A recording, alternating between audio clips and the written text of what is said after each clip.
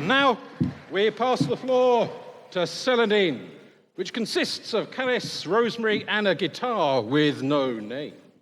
Both classically trained, the singers, that is, not the guitar. Caress discovered folk and folk rock after being dragged to a Fairport Convention gig nearly 30 years ago, whereas Rosemary advertised for someone to sing folk songs with in late 2010 and didn't realise what she was letting herself in for until it was much too late. They perform their own arrangements of traditional folk songs, originals and a few covers. Their theme for today is places. Many of these have a local flavour from Woolpit to the Fens and Norwich, it's not just me, though they will take a few trips further afield. Expect tales of green children, green mists, and one of the earliest recorded events of poltergeist activity. Celandine love audience participation and would be delighted if you would join in the choruses. If you don't know the words, take off your shoes and hum.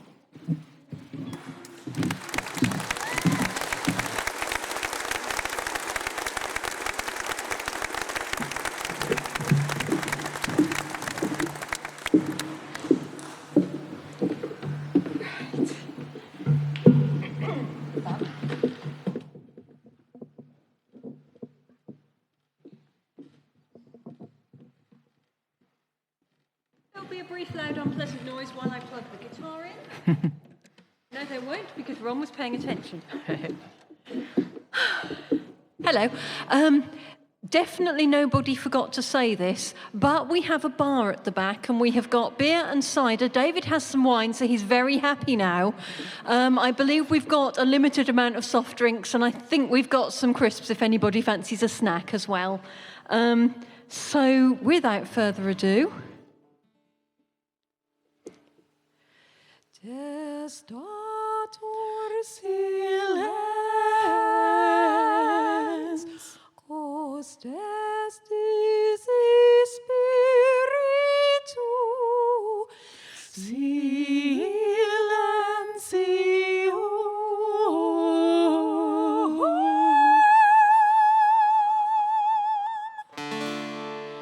As I walked out one day,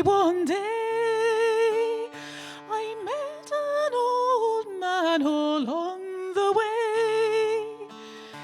His head was bald, his beard was grey, his clothing made of the cold earth and clay.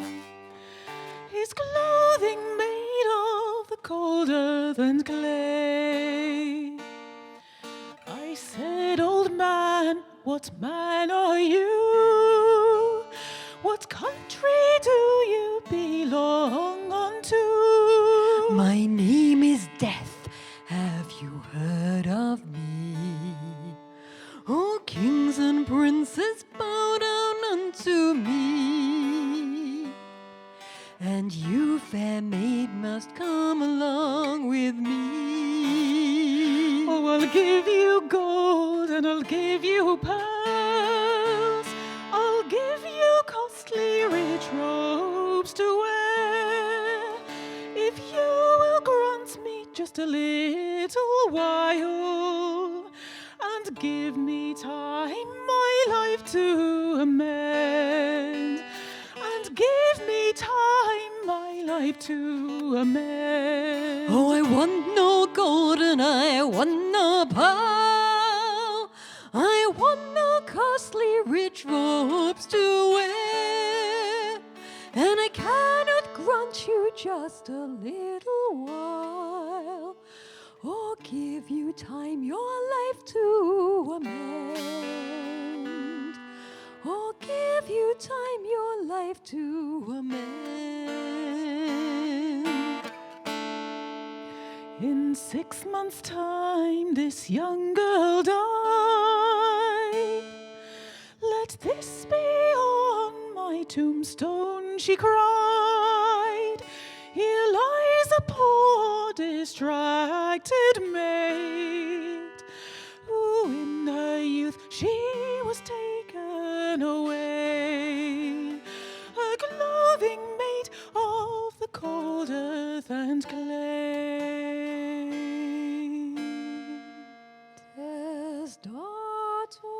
silence, cause estis spiritu, silencium,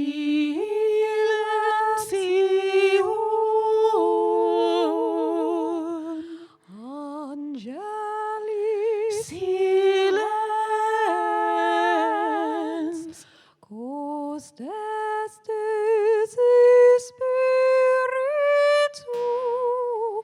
silencium.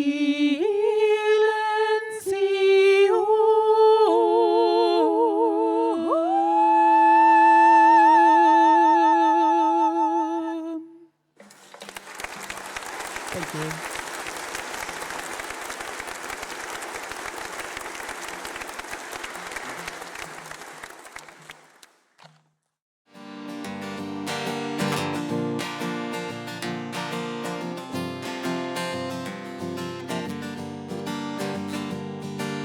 Madam, I will give you the keys of Canterbury, and all the bells in London shall ring to make us merry.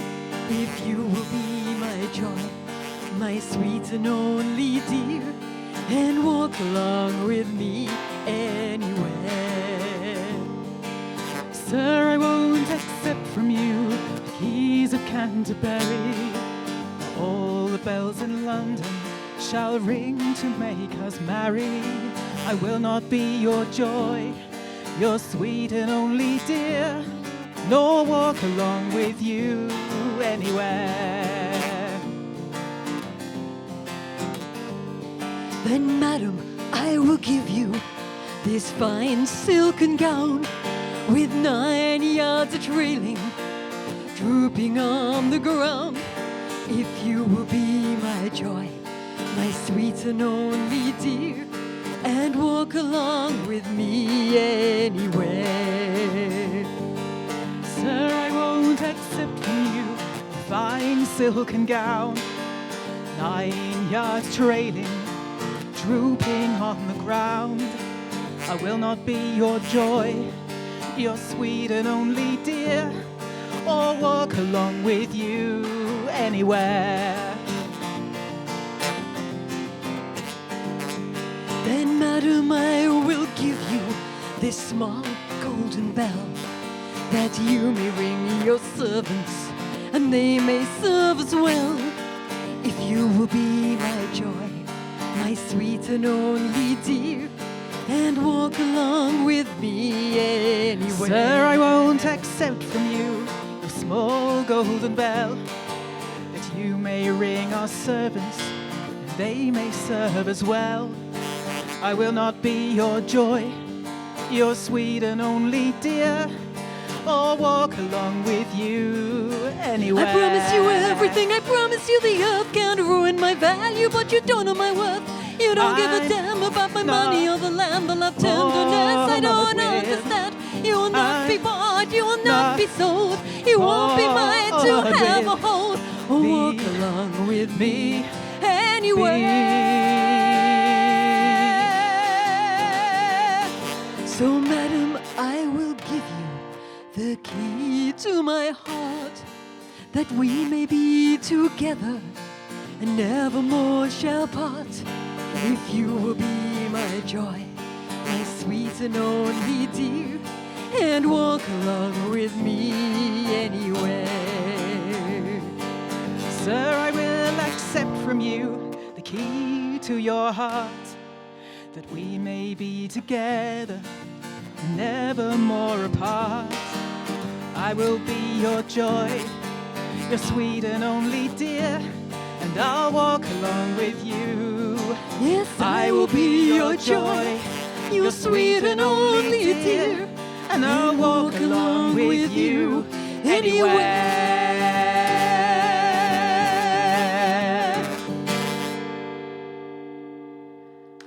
Okay, so Canterbury. And now, we are coming rather closer to home. Closer to my home than here, actually, if I'm honest. That seems still reasonable. Good. That's a relief. This was actually one of the very first songs I wrote about 15, 16 years ago by now, actually, I think. If you've heard of the Green Children of Woolpit, this is the song about them. If you haven't, this is a song about the Green Children of Woolpit.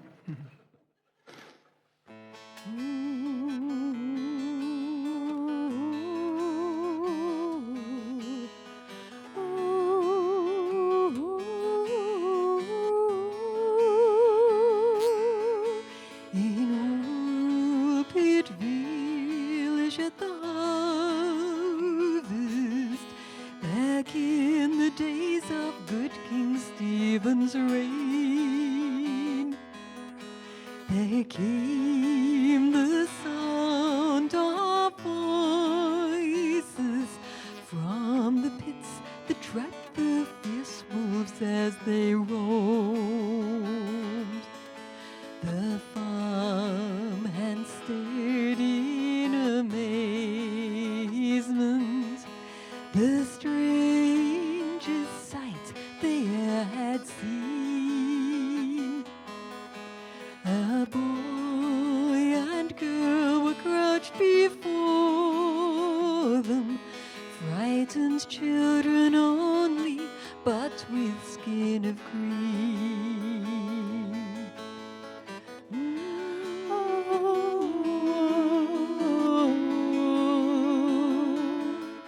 To the Lord's fine home these babes were taken, given food and shelter in Sir Richard's home. But their fear was great, and hunger cruelly plagued them, for the only food they knew was plants of green. But a diet of grass and beans could not sustain them. The boy, so sad and sickly, he soon died. His sister grieved, but learned our ways and country, green lands, blue skies, and oceans deep and wide.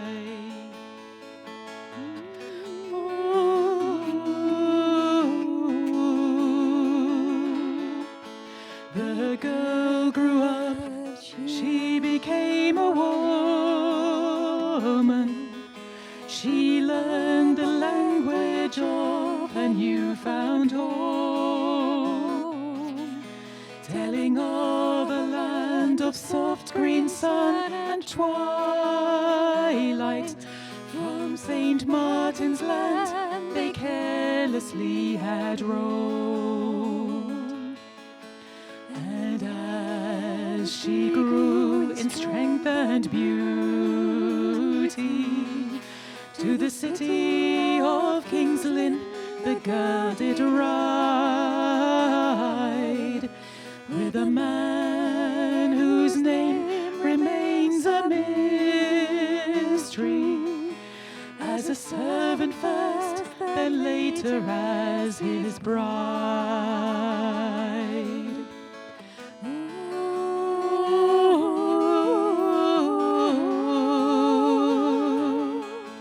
O child of green, my tale must end here, for what became of you was never told.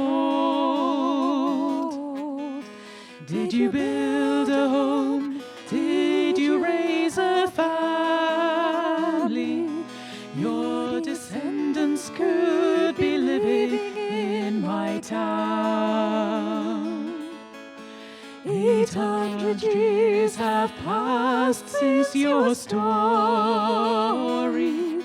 yet I wonder at the sights you must have seen as you walked the path from life to legend, when you wandered from your twilight world of green.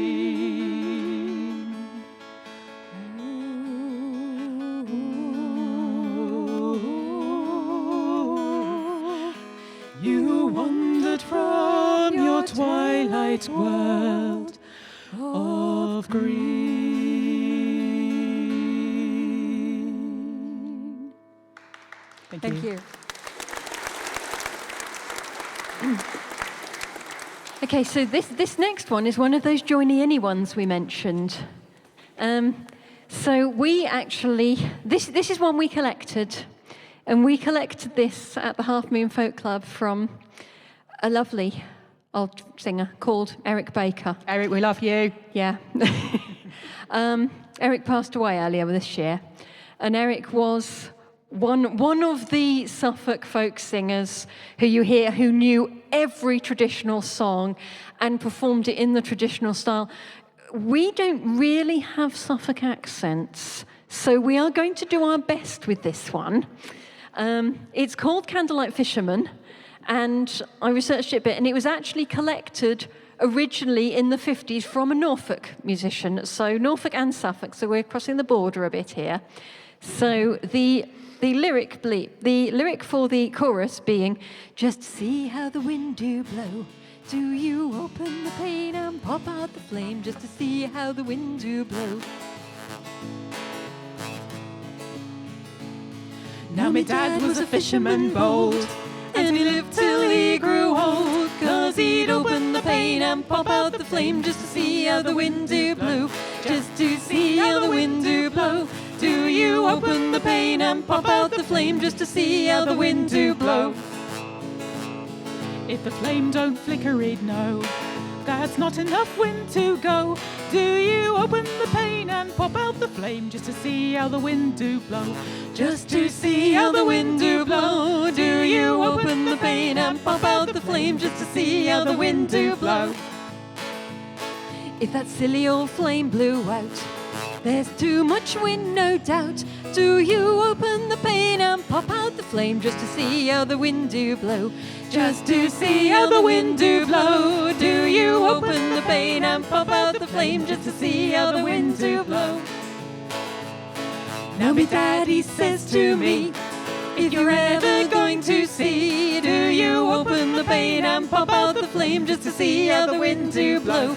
Just to see how the wind do blow. Do you open the pane and pop out the flame just to see how the wind do blow? When the wind backs in the west, that'll blow in hard at best. So I opens the pane and pop out the flame just to see how the wind do blow. Just to see how the wind do blow. Do you open the pane and pop out the flame just to see how the wind do blow? When the north wind are off to blow, then I lays right snug below. But I opens the pane and pop out the flame just to see how the wind do blow. Just to see how the wind do blow. Do you open the pane and pop out the flame just to see how the wind do blow? When the wind comes from the east, 'tisn't fit for man or beast. Do you open the pane and pop out the flame just to see how the wind do blow? Just to see how the wind do blow. Do you open the pane and pop out the flame just to see how the wind do blow? When the south winds softly blow, it's then I love to go. So I opens the pane and pop out the flame just to see how the wind do blow. Just to see how the wind do blow. Do you open the pane and pop out the flame just to see how the wind do blow? When my wife says to me, Joe, we shall starve if you don't go. so I opens the pane and pop out the flame just to see how the wind do blow. Just to see how the wind do blow. Do you open the pane and pop out the flame just to see how the wind do blow? Last time. So all you fishermen bold, if you live till you grow old, do you open the pane and pop out the flame just to see how the wind do blow? Just to see how the wind do blow. Do you open the pane and pop out the flame just to see how the wind do blow? Well done.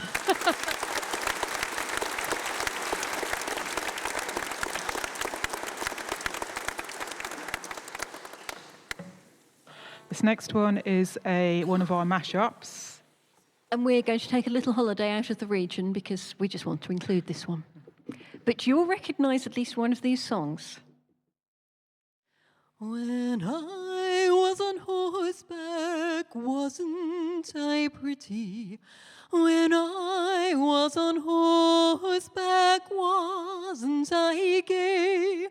Wasn't I pretty when I entered Cork City and met with my downfall on the 14th of May? Are you going to Scarborough Fair? Parsley, sage, rosemary, and thyme. Remember me to one who lived there. She once was a true love of mine. 6 jolly soldiers to carry my coffin. 6 jolly soldiers too much by my side. If 6 jolly soldiers take a bunch of red roses, then for to swell them as we go of mine. Beat the drum slowly and play the pipe slowly. Play up the dead march as we go along, and bring me to Tipperary and lay me down easy. I am a young soldier who never done wrong. Tell her to make me a cambric shirt, parsley, sage, rosemary, and thyme, without any seam or fine needlework, or never be a true love of mine. Tell her to wash it in yonder dry well, parsley, sage, rosemary, and thyme, where water ne sprang, nor drop of rain fell. For once she was a true love of mine. Tell her to dry it on yonder grey thorn, parsley, sage, rosemary, and thyme, which never blossomed since Adam was born. For once she was a true love of mine.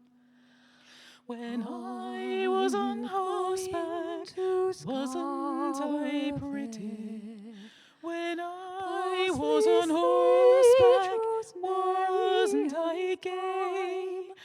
Wasn't I pretty when I entered Cork City and met with my downfall on the 14th of May?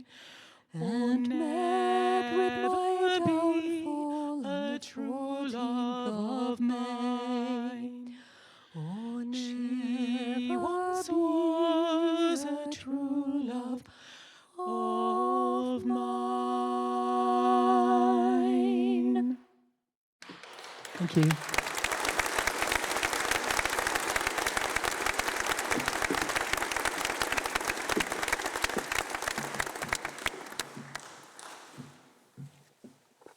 And we're switching. Brilliant.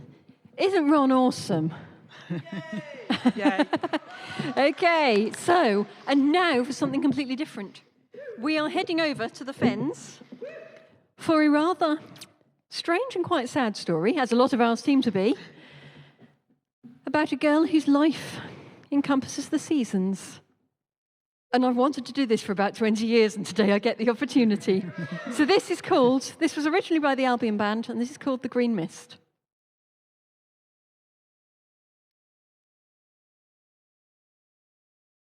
And if I actually start at the beginning, that's even better.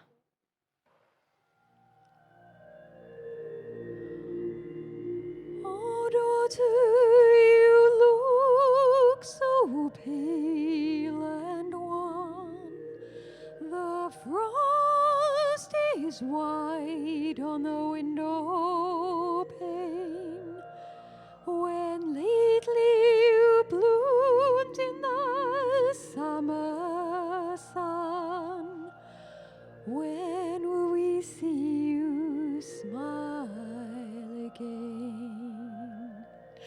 I am so cold, the fen is so dark, the frost lies cold on furrow and tree.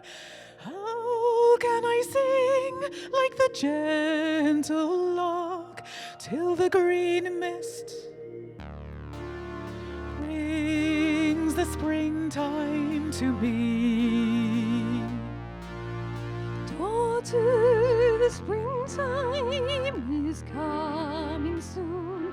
We'll see the fields turn green again. We'll eat bread and wonder under the moon, and we'll watch for the green mist over the fen. I danced on the green where the cowslips bloomed, and the wind blew soft on leaf and tree. I long to see the golden broom, but I fear it will come too late for me. But if I could see the flowers again, hear the birds sing as they fly, see the cowslips dance in the sun, with them I'd wither and gladly I'd die. Daughter, daughter, mind what you say. The wind goes whispering over the fen. Your sickness will pass like the rain in May, till the green mist brings the springtime to me.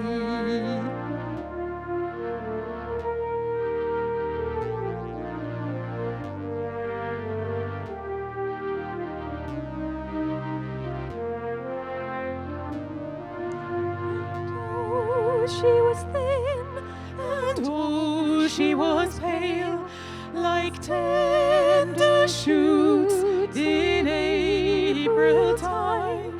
When the earth grew green, she smiled and was hale, and she laughed and she sang in the warm sunshine. And by there came a fine young man, as the rose unfolds in the morning dew. They walked together, hand in hand, and they talked at the gate where the cowslips grew. There they talked, there they planned, as the sun sank fair in the evening sky, till he held a cowslip in his hand, and the flower drooped and began to die. her face was pale dark, her blue eyes, as the sun sank over the willow tree. Oh, mother, I will die tonight. Mother, make my bed for me. And on her breast the flower lay, as the evening mist swirled softly around. As the light faded, so did they, as gently as the moon goes down.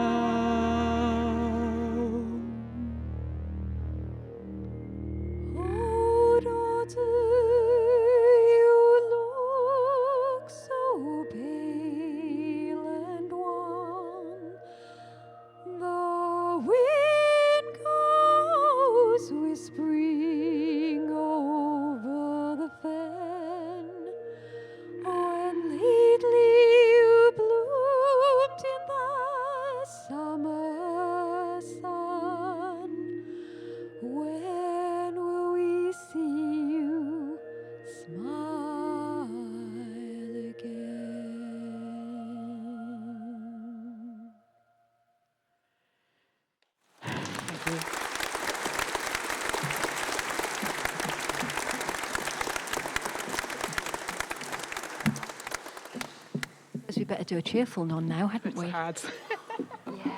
All right then. Yes.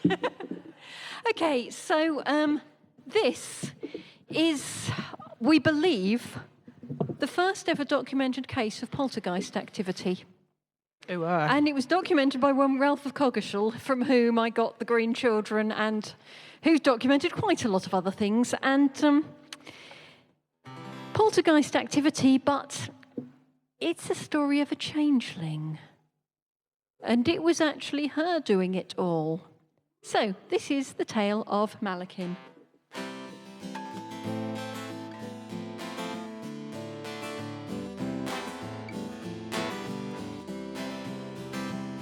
I'll sing you the tale of the changeling Malakin, spirited clean away from the Langham fields at harvest time, close to the end of day.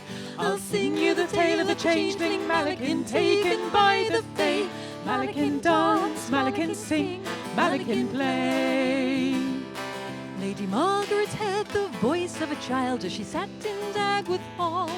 The servants found the laundry hidden, the meat flew up on the kitchen wall. The priest heard childish singing coming from the chapel stall. Malakin dance, Malakin sing, Malakin call.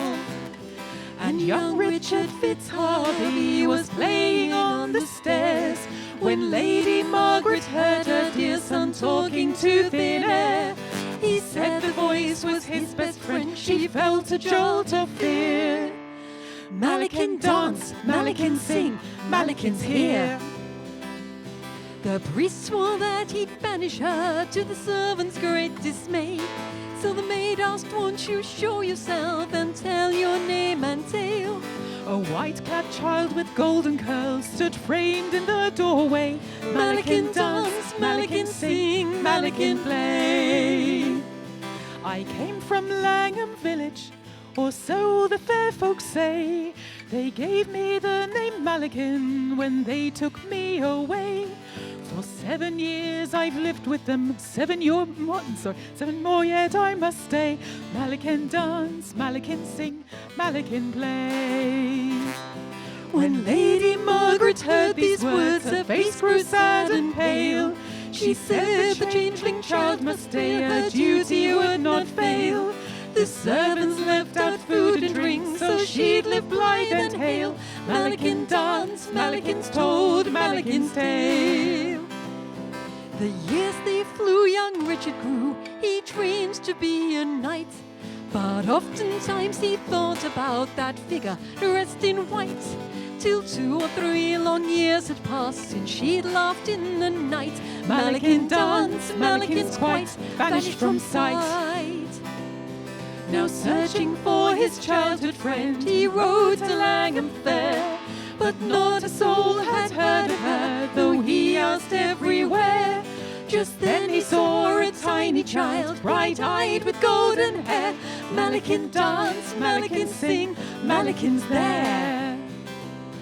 We sung you the tale of the changeling Malakin, spirited clean away. How she looked straight at Sir Richard, then smiled and swiftly waved. That's how he knew she'd been returned, not having aged a day. Malakin dance, Malakin sing, Malakin play. Malakin dance, Malakin sing, Malakin play. Thank you. So, this is our last one. And this is another Joiny Any one, and we think there's a fairly good chance that some of you might know this one. And it's jolly. It is. It's very lovely. Nobody actually. dies. Yes. So this is actually a Sydney Carter song, and it is about Julian of Norwich, who, as most of you know, was a very real historical figure, and she did indeed live in Norwich. And this is the Bells of Norwich, and yeah, you'll pick it up.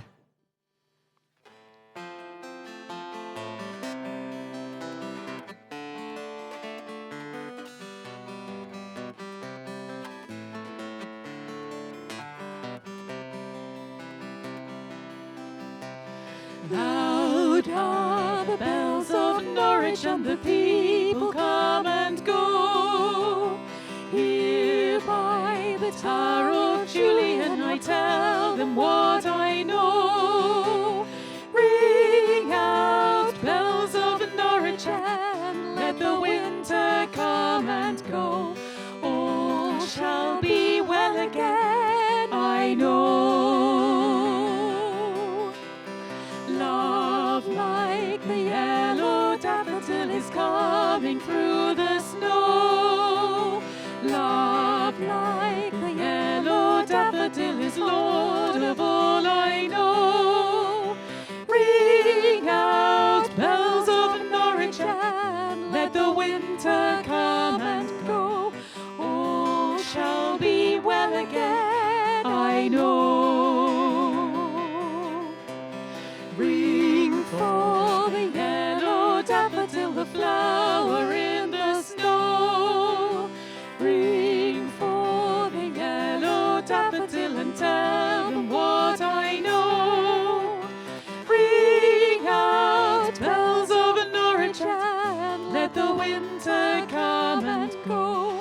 All shall be well again, I know. All shall be well, I'm telling you. Let the winter come and go. All shall be well again, I know. Loud are the bells of Norwich and the people come and go. Here by the Tower of Julian, I tell them what I know. Ring out bells of Norwich and let the winter come and go. All shall be well again, I know. All shall be well again, I know. All shall be well again, I know.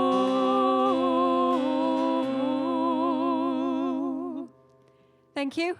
Thank We're Celandine, and we have CDs if you're interested. Enjoy the rest of the day.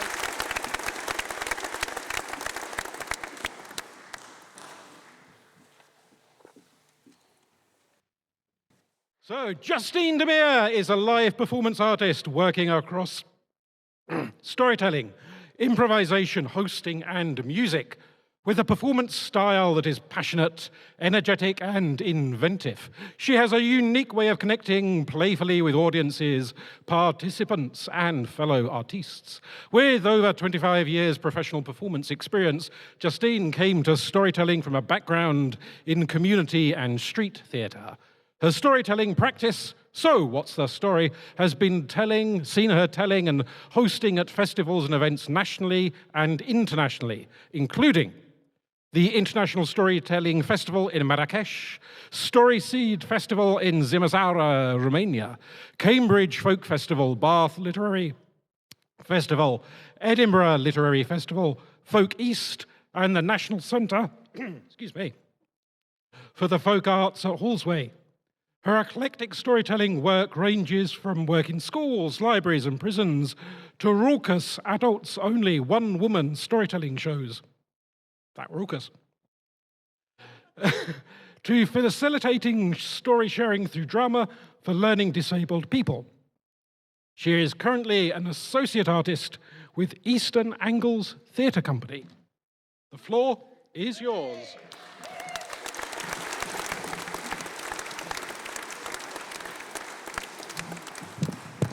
I've never heard my biography read out before, which means now Robin has to come with me everywhere and do that.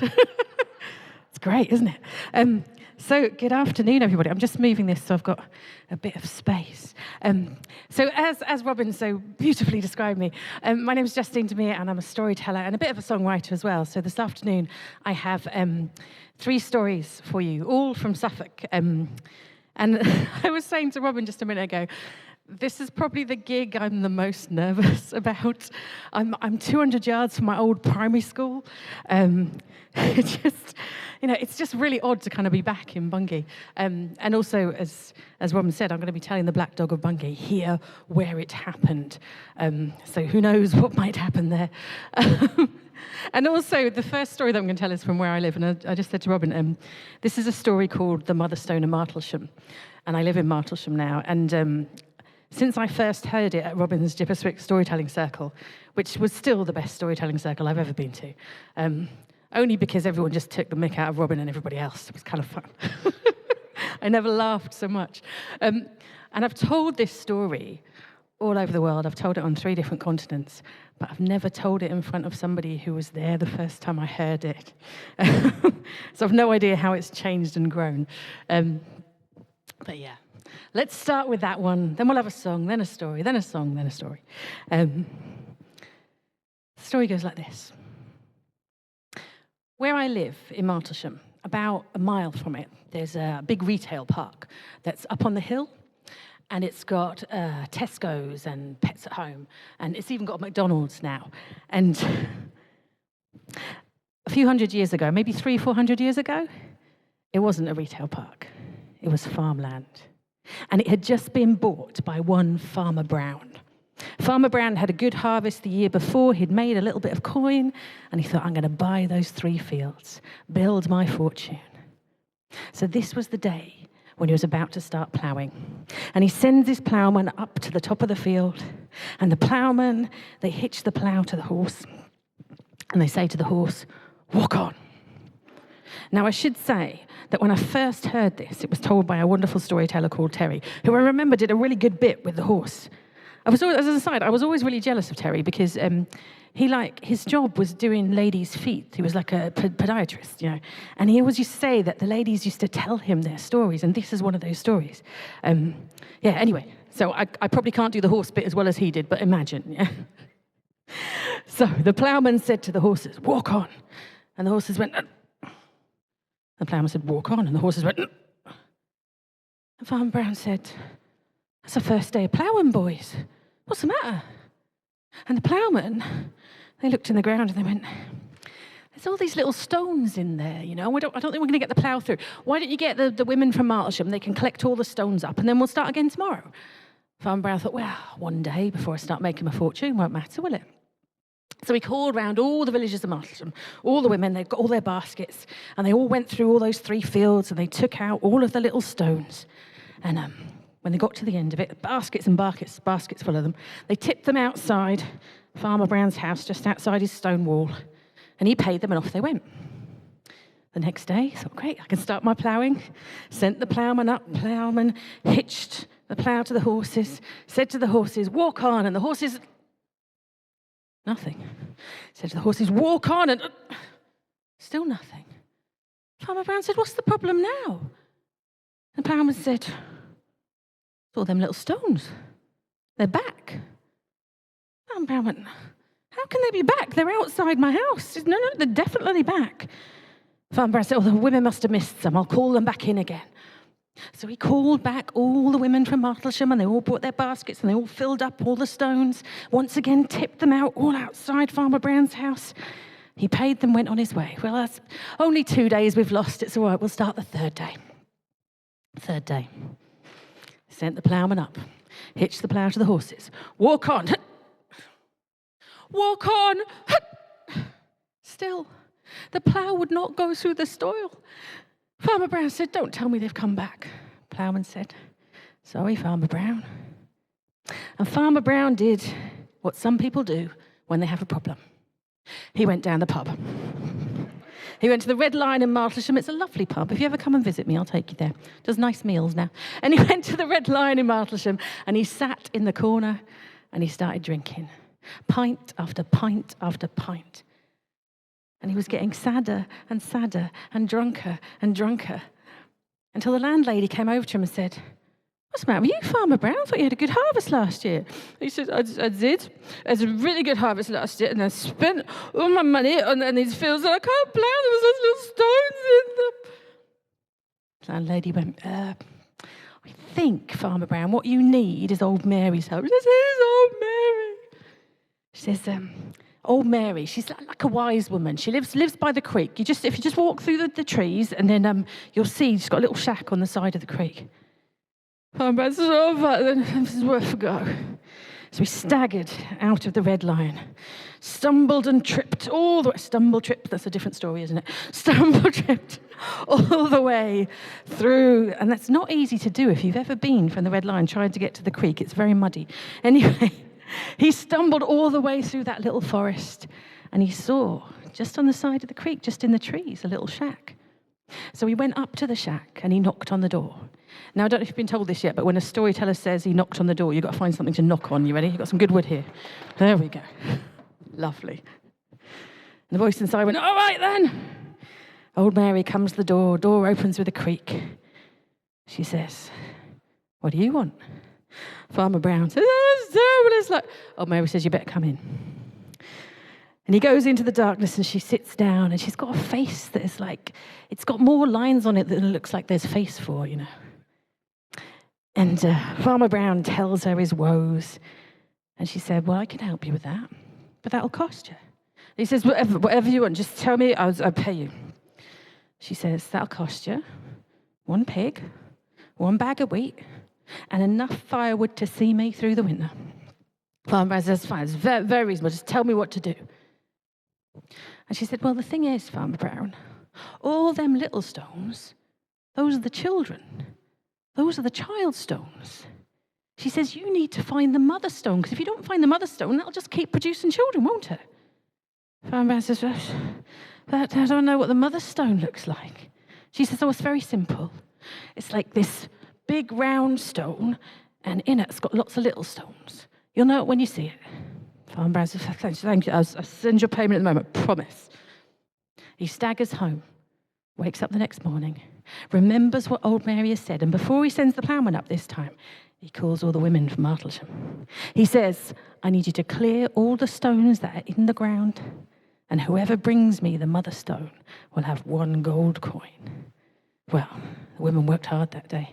They all went through the first field, cleared up all the stones, no mother stone. Went through the second field, cleared out all the stones, no mother stone. Went through the third field, and just as they were about to give up, the youngest of the women found in the furthest corner, beautiful mother stone. Hole in the middle, looked like it's made of lots of tiny stones. And she picks it up and she carries it all the way back to Farmer Brown. And when Farmer Brown sees it, he knows his troubles are over. He pays her the gold coin, and those women of Martlesham, they head off out of the story. As soon as it's done, Farmer Brown sends his ploughman up. And sure enough, this time when they go up to the field, put the plough on the horses, they say, walk on. And those horses walk on. And those fields get ploughed. And that night, Farmer Brown goes to sleep, thinking, lovely. Just before he goes to bed, he takes that mother stone, puts it in a box, leaves it in his kitchen. But he's woken up in the middle of the night by this this sobbing. He doesn't think anything of it. He manages to put his pillow over his head and go back to sleep again.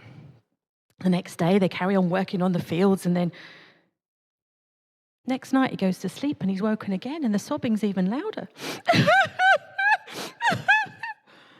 So he goes to investigate, and he sees the sobbing is coming from the box with the mother stone in.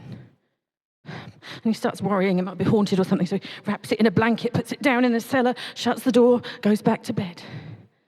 And it's just about muffled enough for him to sleep that night. Next day, work on the fields. Next night, goes to sleep. Is woken halfway through the night. The sobbing, even from the cellar, is going, and then it's joined by sobbing from just outside his wall. So many sobs, until the whole house feels like it's crying. Well, Farmer Brown does not sleep well that night. Gets to the morning, has a bit of, one of those morning naps that you have when you haven't slept through the night? Has one of those. When he wakes up, he realizes the pub's already open, so he heads down there. He sat in the corner drinking away his sorrows. And the landlady comes over to him and says, what's the matter now, Farmer Brown? Did old Mary not solve your problem? He said, yeah, she solved the problem, the fields, but the thing is now, like in my house, there's just crying all the time. Landlady said, well, that's odd. Did you do everything old Mary said? He said, yeah, I got the mother stone, took it out, and I didn't pay her. I forgot to pay her. Oh no, she's put a curse on me. And he starts stumbling out of the pub before the landlady can say anything. He's staggering through the trees and he goes up to old Mary's door, you know what to do, and he knocks on the door. Old Mary opens the door, says, thought I'd see you again, come on in. And he sits down, he says, oh, I'm so sorry, a bit drunk again. I'm so sorry, I'll send you the payment, please lift the curse. She says, curse? What are you talking about? He said, no curse. He said, but they're crying, it must be you're crying because you didn't get paid. She said, don't be ridiculous. He said, did you not listen to what I said? He said, yeah, the mother stone, take out the mother stone, no more children. She said, but you know about mothers and children, don't you? He said, what do you mean? She says, well, if a mother can't see her children, well, she's going to cry, isn't she? And he went, yeah, I suppose so. And then if all those children that you got outside your house, they can't see their mother, they're going to cry, aren't they? He says, oh, yes. He says, well, what do I need to do? And she says, you just take the mother stone and you put it in your window where it can see the children. Children can see the mother, mother can see the children. Problem solved. He says, why didn't you tell me this before? She says, well, them that have enough sense to pay their bills would have known that already.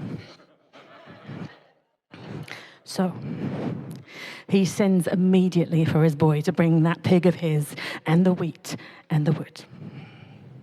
And sure enough, as soon as he gets home, he takes that mother stone and he puts it on the windowsill, and there is no more crying. And Farmer Brown, he farms that land and he prospers for the whole of his life. But then when the next generation comes and the next generation, they forget the story and the land becomes unfarmable again. And so it's sold off to the developers and it becomes the retail park that it is now. But in Old Martlesham, when I first told this story, you could still see those ploughed lands.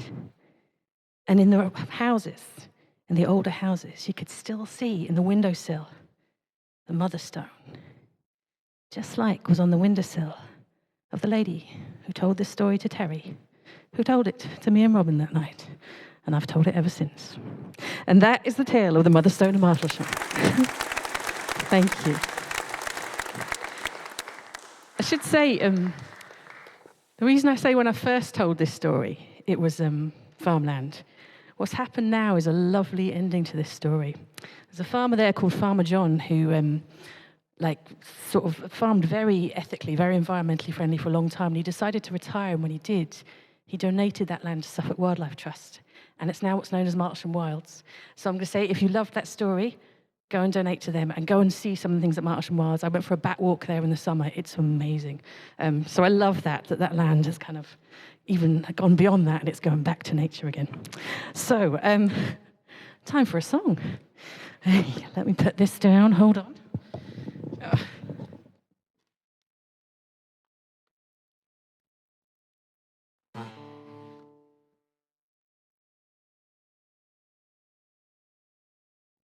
Let me find a pick so you can hear me and get in the right place with this microphone.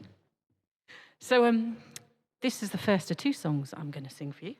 And these are my songs. It's kind of, I don't often get to do my own songs. And this kind of links these two stories. So that was a story about a mother. And this is a story of me being a mother. And it's dedicated to my daughter. My daughter is 9 years old and she's a non-speaking autist and is more at home in the water than she is on land. And since the next story I'm about to tell is The Wild Man of Orford, it feels appropriate. But he is also a non-speaking person who is more at home on water than land.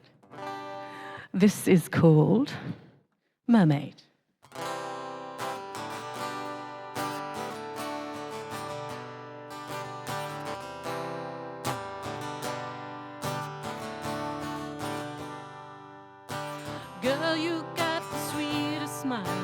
mother ever knew.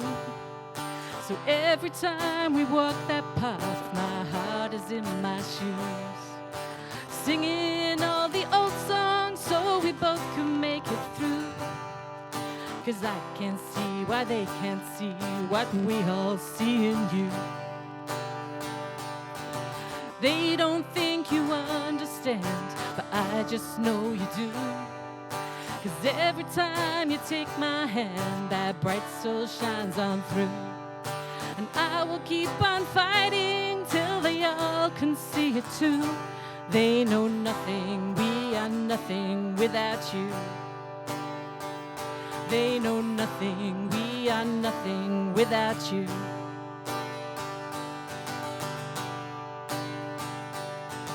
There's not many easy days with all that we go through, but the hardest part is all the things they won't listen to.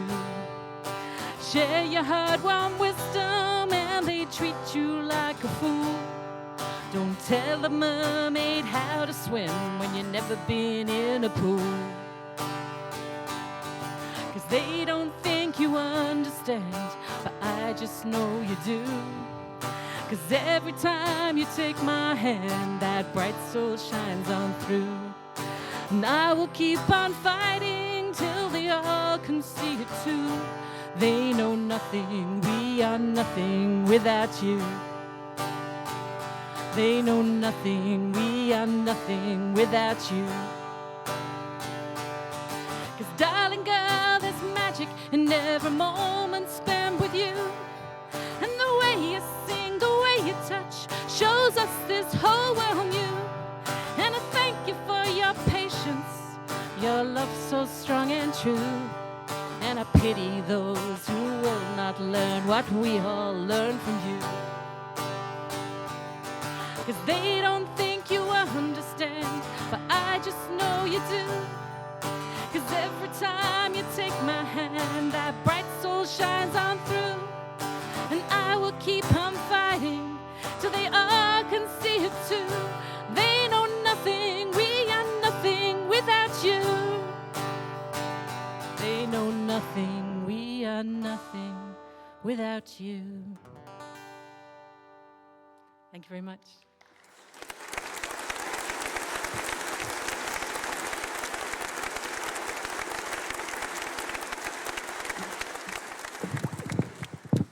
As promised.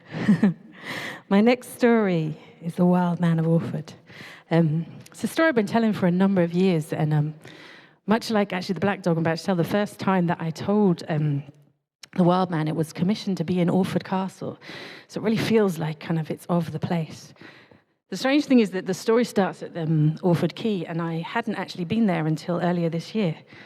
And I had this really odd experience that when I looked out, it wasn't how I'd pictured it in my imagination. And then I spoke to the guy who's on the boat tour, and he said, like in medieval times, and he described it, he said, well, that wouldn't have been there. You'd been able to go out to sea there. And it was exactly as I had imagined it for the time it happened. So it's a little bit spooky. Like this story has kind of lots of meanings for me. There's a lovely podcast called Taking the Tradition On, which is done by Amy Douglas. And there's kind of an episode of me talking about this and kind of how it relates to kind of autistic and non-speaking people. And for me, it's about how we treat otherness and the different ways of that. And it goes like this. In the year 1167, old Bill, the fisherman, was stood right at the end of the quay in Orfordness. And he looked out to sea. And it was a very misty morning. You couldn't see the horizon. And he said, that's a rum old morning. And all the other fishermen looked at him. What are you on about, Bill? Get in your boat. And so Bill did as he was told, got in the boat, and those 3 little fishing boats, they went out from Orford Quay. They went out along the river until they reached their fishing grounds. And when they reached the fishing grounds, they did, as fishermen did in those times, they took out their big nets and they swirled them around their heads to get enough distance on them and threw them out to sea. And Bill's boat, they waited the appointed time. And then they hauled in, see what they'd caught. And the first catch dropped to the bottom of the boat. There was barely anything there. Bill said, we got to go again. So they did. Emptied their catch, took the net, swirled it round, threw it out, waited the appointed time, hauled it back in again. Still, not enough to justify going home. So, one more time. Hauled the net around their heads, threw it out, waited and waited. And this time, when Bill went to pull in the net, it was heavy. He said, boys, come on, this will take all of us. And so all of them hauled and heaved and hauled and heaved until they managed to get over the side of the boat. And then they turned around and went, what the blooming heck's that? Because there, in the bottom of the boat, there was a man. And this man had no hair on his head, but long hair all over his body. And he was just lying in the net in the bottom of the boat, looking up at them. And they all looked down at him. And then everyone looked at Bill. And Bill went, well, that's what we caught. I better take it home. So they did. Covered it up in a sailcloth, him, it, whatever. Sailed all the way back to Orford Quay. And they were the last boat back in. And so all the villagers looked out and they saw sailcloth covering the catch. He said, Bill, what you got in there? He said, you'll see. He pulled up alongside of the quay, with all the villagers peering over, pulled back the sailcloth. What the blooming heck's that? He was still there. And the wild man stares up at them and stares at the villagers. And one of the fishermen helps him to his feet. And they manage to get him out of the boat. But when he walks on land, he shuffles, manages to shuffle his way up those stone steps, and that's not easy if you go there and try. Till he's standing in the middle of the quay, and all the villagers are surrounding him like in a circle. And one of them pipes up, what's your name? He just stands there staring at him. Another one says, where'd you come from? He just looks. And then one of them, for some reason, says, maybe he's hungry. And another one just happens to have a fish in his pocket, which is weird, isn't it? So he throws it up, and then the wild man reaches up, catches the fish, squeezes all of the juice out of it, and swallows it in one gulp. And then everyone looks at Bill and went, what would we do? Bill says, well, we caught him on the governor's lands, better take him to the governor. Now, the governor is one Bartholomew de Glanville, and he's been given Orford Castle and the area to look after by Henry II. And so they think, well, go and take him to the castle. So that's what they do. He shuffles through the streets of Orford, all the villagers behind him. And they get to the door in the castle wall. It's not there now, but there was a castle wall. You know what happens when we get to a door, don't you? They knock on the door. And the door opens with a creak. There's no oil in my stories. They all creak. And there's a guard. He says, yeah, what do you lot want? Bill says, caught this here wild man, thought we'd better take him to the governor. Guard says, all right, then you better come in. So they all shuffle through that little gate, and they shuffle all the way across the hills until they get to the castle keep, which is still there. And they all go up those very narrow steps, again, quite dangerous if you haven't tried it. And they go all the way up to the top, and there's another door. You know what they do, don't you? They knock on the door. Door opens. It's the second guard. Yeah, what do you want? He's the brother of the first one, obviously. The first one says, villagers here got this wild man. All right, tell the governor. So he goes in to this round room, which is the first place you come to if you visit Orford Castle. And there, sat on a throne-like thing, is Bartholomew de Glanville. The guard says, got some of the villagers here. They've got a wild man's here. He says, oh, how delightful. I was terribly bored. Do bring him in. Lovely, bit of entertainment. So all of the villagers shuffle in, and the wild man's sort of placed in the centre. De Glanville looks at him and smiles. The wild man stares. He says, what's your name? The wild man looks. He said, where do you come from? Nothing. So de Glanville says to the villagers, does he do anything?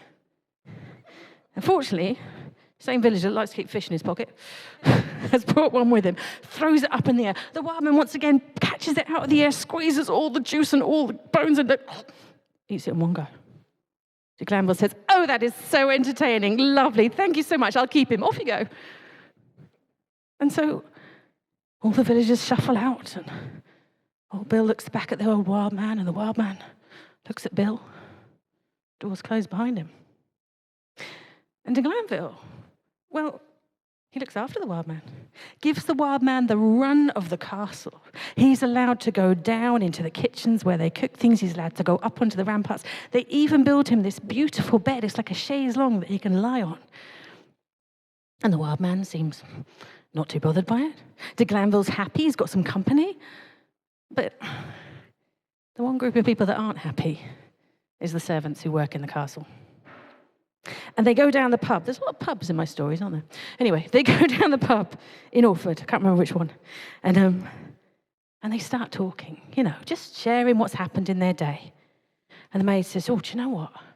I was cleaning the master's bedroom, right? And I had my water out on the floor and I was scrubbing it. He comes along, that wild man, with his shuffly feet, knocks the water over. I got to start all over again. Water everywhere." And then the cook says, "Oh, you think that's bad? I was cooking the master's dinner the other day, and I was down there, had 2 fresh steaks out ready for his dinner. Wild man comes down, takes them, squeezes out all the blood. There's just like bones and like guts left, and eats them in one go. I've got to start all over again."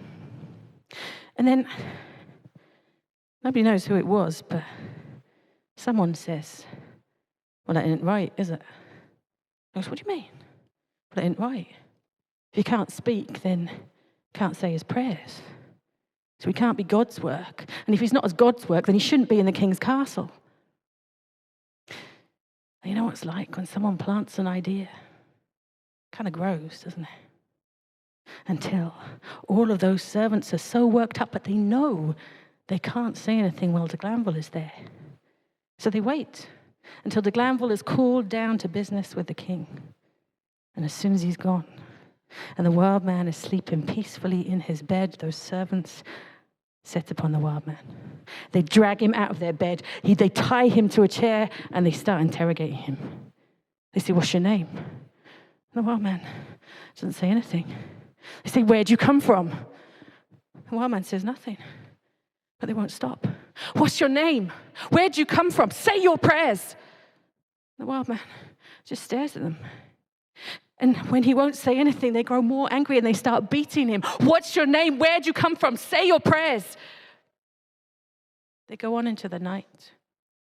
Wild man just staring back at them. And when he won't respond, they take him and they put him in the dungeon. If you go there, the dungeon is in the tiny gift shop. And it's like, but it's just enough for one person. People think it's the big thing down below. It's not. It's the one person thing. And the next day, the servants take him out. They take him out of the castle. They tie him to a tree in the castle grounds. And they start again. "What's your name? Where'd you come from? Say your prayers." And they're beating on him when de Glanville returns from London. He sees what's going on. He says, "What on earth are you doing? Get him down from there this instant." And one of the servants has the courage to go up to him and says, well, sorry, Governor, but we don't think it's right. If he can't speak, then he can't say his prayers, and he's not a God's work." Glanville says, "Oh, is that all it is? Don't be ridiculous. Look, tomorrow morning, we'll all go to church. You'll see that he'll just sit there like everybody else. There'll be no problem, and then we can just carry on as we did before. Now, take him down from there." And so the servants reluctantly, they let the wild man go. The wild man goes back, lies in his bed, tends to his wounds. And the next morning, he's taken with de Glanville's party to the church, shuffling through the streets of Orford with all of the villagers and all the parishioners behind him. Oh, look, the bell's at exactly the right time, like magic. And as he takes his place in the church, he shuffles down an aisle just like this one, shuffles into the pews just like these ones, and he sits down. And everyone is waiting. And the priest comes in, and he takes to the pulpit, and he begins his sermon. "Dearly beloved." And I've got to tell you, it's the worst sermon you've ever heard, like really dull, really, really boring.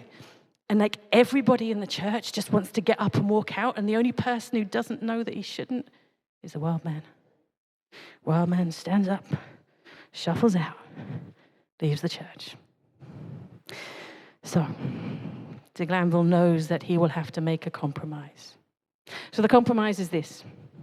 He asks the fishermen who first brought the wild man to make an enclosure with their nets. And he sinks it into the moat so that wild man can be near the castle, if not inside it. And when the enclosure is made, he takes the wild man, with all the servants watching, down to the moat. And he says, now, friend, this is for you. And we know you love water because that's where you came from. And if you just swim about in there, I will bring you food. I'll come visit you. And it'll be just as it was before, except not inside the castle. And the wild man just stares. And then he looks at the water. And he dives into the water. And he starts swimming backwards and forwards and forwards and backwards. And once everyone's had enough, Glanville says, well, see you later. He goes back to the castle and the servants wander off, so no one notices him diving beneath the water and not surfacing again. No one knows quite what happened next. Some people say that he made it out to sea, and some people say he even turned up in the nets of the fishermen. But those that know all agree that the very last time the wild man was seen, he was stood on the end of the spit at Orford Ness. And they say he took one long look back to the castle and one long look out to sea. And then he dived the most beautiful dive, disappeared under the waves, and was never seen or heard from again. And there ends my tale. Thank you very much. Ready? More music, hang on.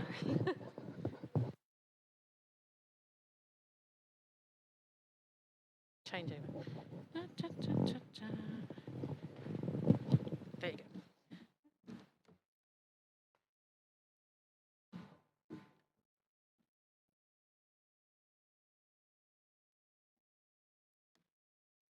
So, this next song is actually one that I wrote specifically for this. As I said, the last story that I'm going to tell is the Black Dog of Bungay. And I guess this story sort of connects that one and this one, because it is about how we think about otherness, how we think about people that are different. I grew up in Beccles, kind of just down the road from here, and for, I think, about a year of my education, we would drive kind of from Beccles to Bungay, and I went to school at St Edmunds, just over there. And yeah, so I'll say a little bit more of that kind of when I tell this story, but the things that I knew about Black Dog, I kind of related to. So this is kind of a weaving of my experience of growing up in a family where it was all kind of good eggs and pillars of society on the outside and quite lonely on the inside. And why, I guess, that means I relate a little bit to Black Dog.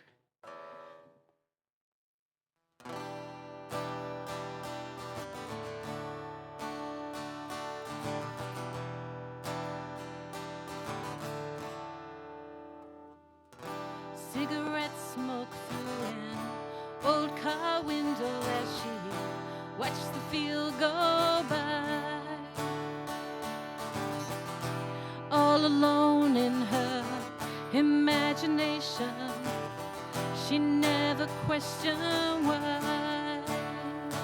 why they only cared about the things that they could boast about, and why she was the one that always was left out.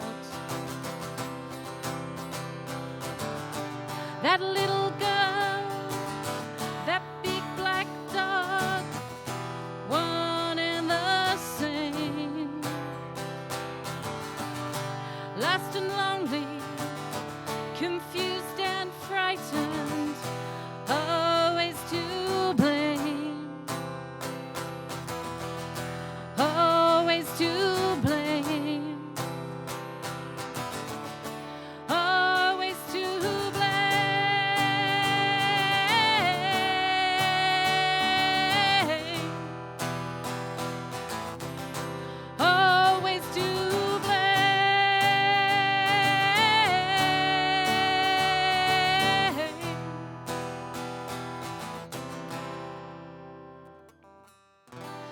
bringing incense, Thursday communion, schoolgirl filing past those pews,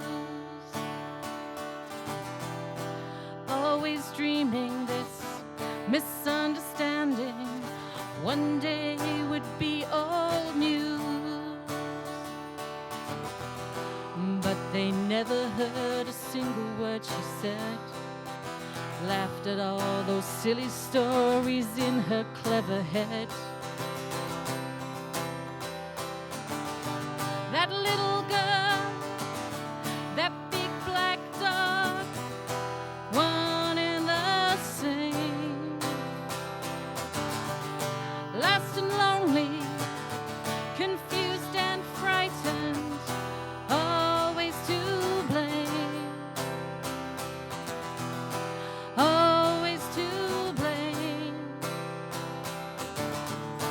always to blame,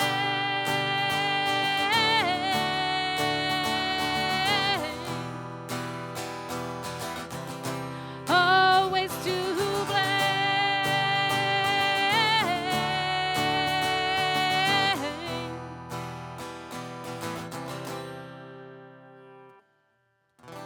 Some years later in that welcome forest, finding worlds where she was loved, by a fireplace so far from here, little girl in her black shark, lost and lonely monsters sharing solace there at last, telling all the stories they could say about their past. That little girl, that big black dog, one and the same, lost and lonely, confused and frightened, always to blame,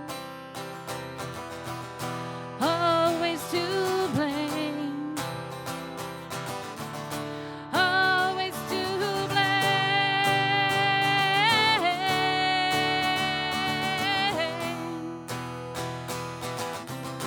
always to blame,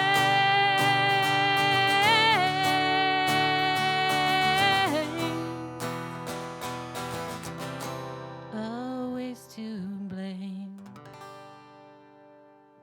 Thank you.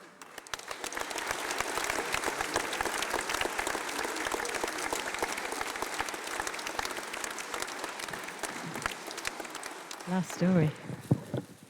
Probably the most important one.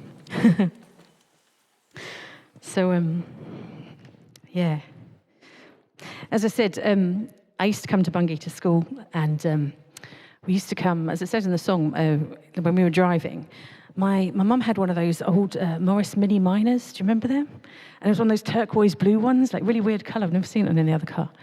And as we drove over the hills from Beccles to Bungay, she used to smoke consulate cigarettes, like ladies' cigarettes. I don't even know if they still make them. And sometimes we used to have to come in like this strange kind of way into Bungay, and you could see that really kind of big lamppost, you know, in the marketplace. And if you kind of looked out the car window at right angle, you could see this kind of strange beast on the top. And sometimes when we'd kind of go out on walking tours, you know, when you're at primary school, they take you for walks around your town, and you'd see, like, you know, Black Shark up there, because it was a good Catholic school. We never kind of talked about that satanic folklore nonsense. So it wasn't until many years later, even though I kind of heard Black Dog of Bungay, I didn't know the story. And I think probably the first Black Shark story is one I heard you tell. And I think it might have been an origin story when it was like a puppy that was lost, which I guess has always informed my ideas about Black Dog, as you can probably tell from the song. And I suspect you'll hear many elements and versions of Black Dog today, because we're in the church where it happened. But maybe if I get mine in first. So this is my version of the Black Dog of Bungay. Out in that graveyard, about 4.5 centuries ago, it was a Sunday morning in August, and a big, black, shaggy beast of a dog was sheltering behind one of those big tombs just out there. And even though it was early in the morning, The clouds, instead of parting to let the sun through like it is today, well, they were closing over. Like a storm was coming. And the dog could feel just a couple of raindrops on his coat. And so he looked towards that door at the back there. And he could see it was just a little open. And so, on those big black paws he padded, came through that door, down this aisle here. And then behind me, to where the altar was.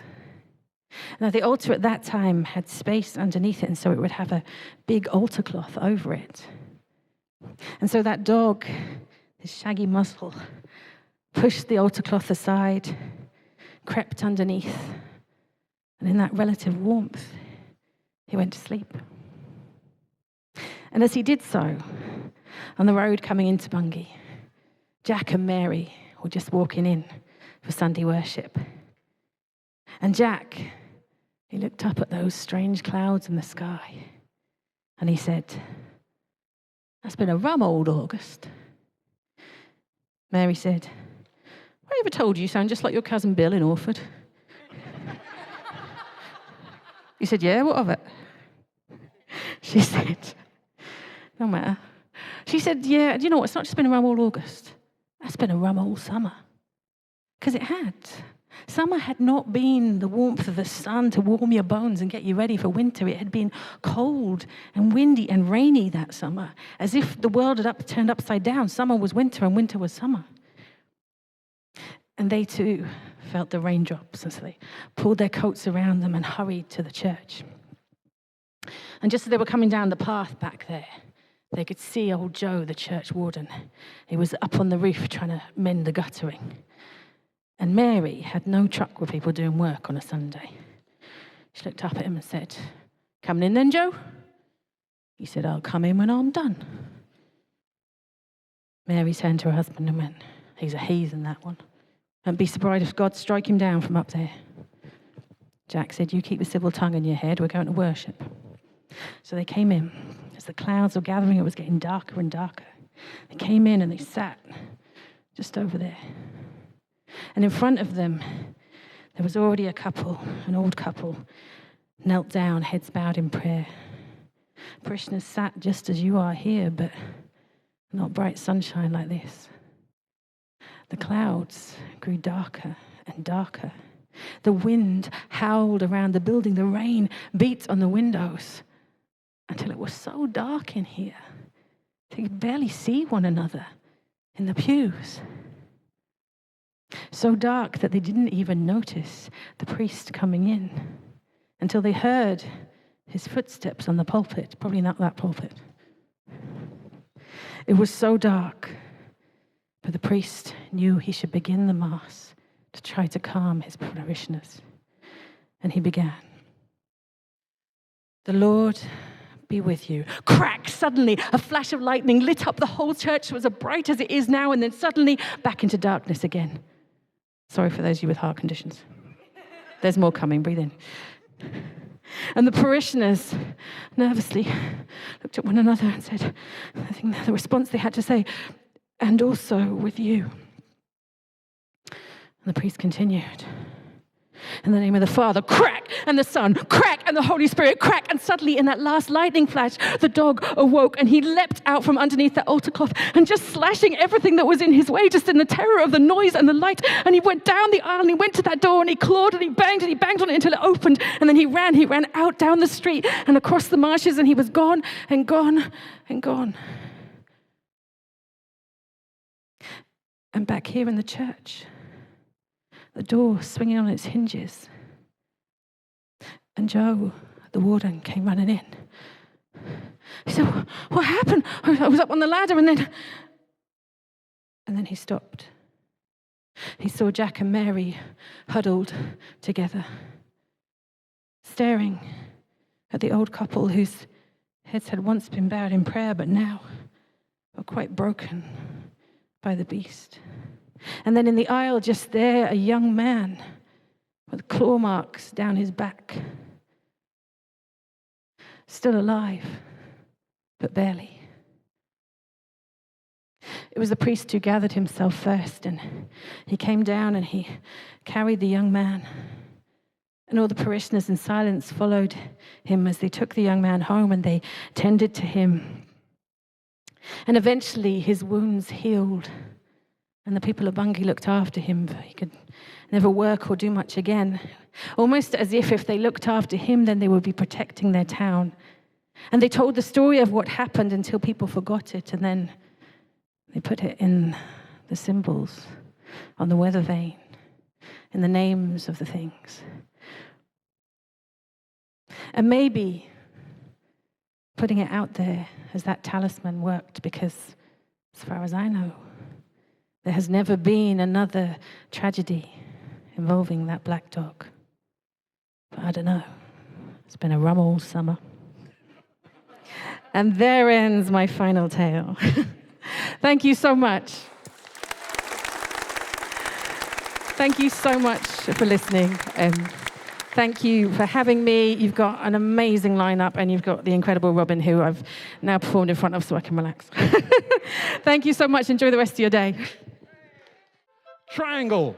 Ming McCon, Sue Manley and Sophie Watson have been singing together since their first performance in 1986 on the Triangle, suitably enough, in Felixstowe, from which they take their name. In the early days, their repertoire comprised a mixture of covers and traditional songs.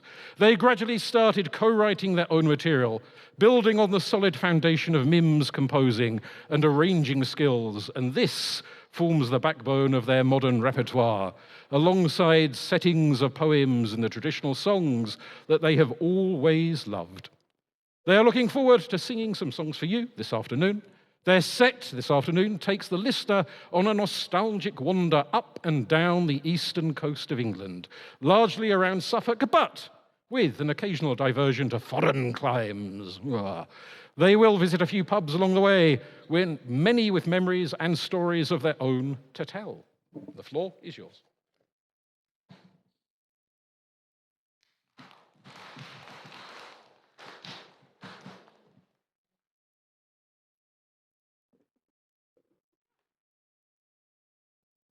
Good afternoon. Good afternoon. Right, we are Triangle, as aforesaid. Sue, Sophie, and the fat alto in the middle. This is actually this is about Walberswick, and also inadvertently about beer. You'll kind of get the idea. And also inadvertently about a ghost. Yeah, several ghosts actually. Are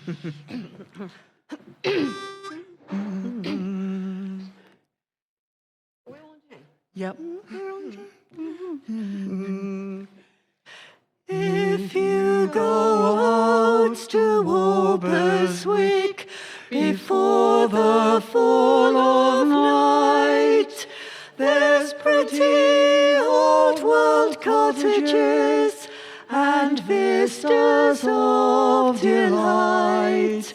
There's boats upon the river Blythe, the church, the village green, an ornamental village sign completes the rural scene. It's great for catching crabs, they say, and when the sun goes down, the bell in hand, the anchor, hostelries of wide renown.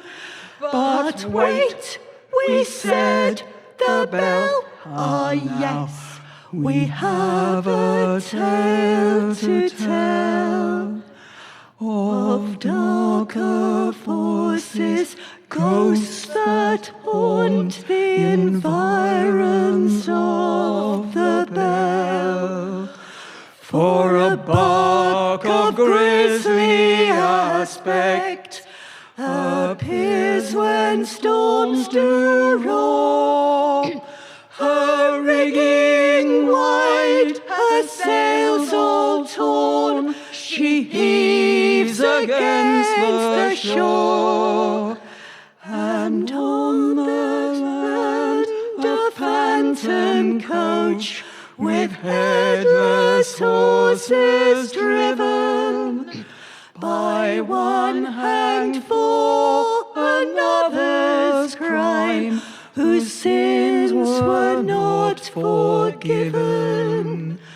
You're best to go inside the pub, out of the dusky gloom, and take your pint of Adnams in the former smoking room.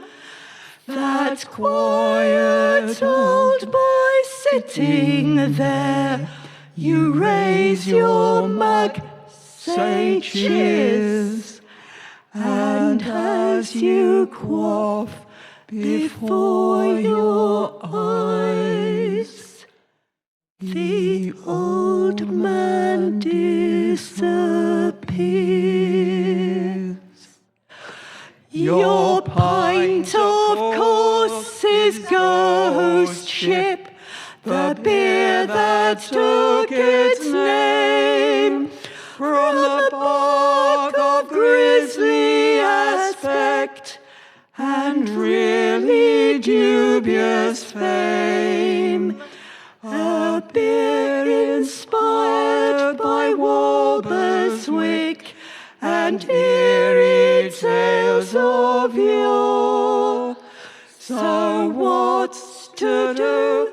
Drink up your pint and maybe have one more.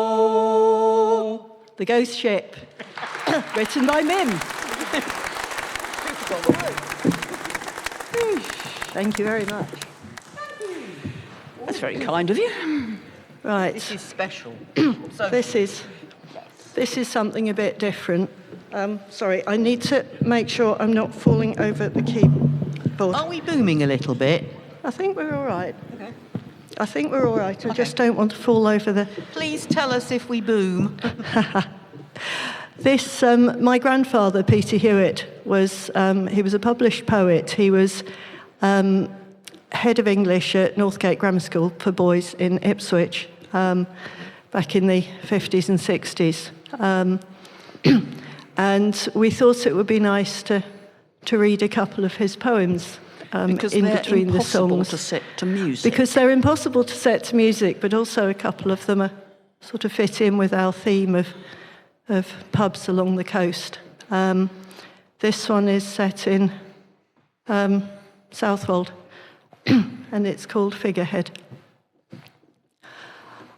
Up on the perishing east-facing cliffs, up past the flint and brick and seafront houses, we walked in winter through the cutting wind and turned into the sailors' reading room. I read again the poignant logbooks written a month before the Sarajevo bomb.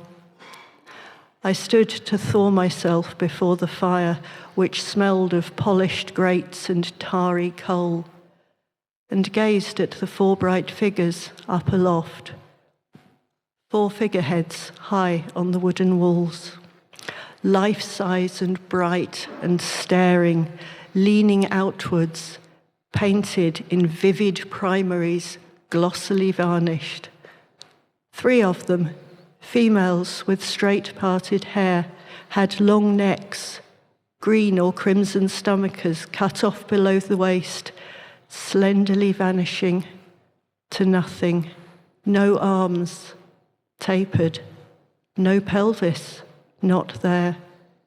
And from their tiny waists, flowering in balanced pairs, swelling celestial breasts jut from the shiny fabric, even if only wooden, alas, and dead.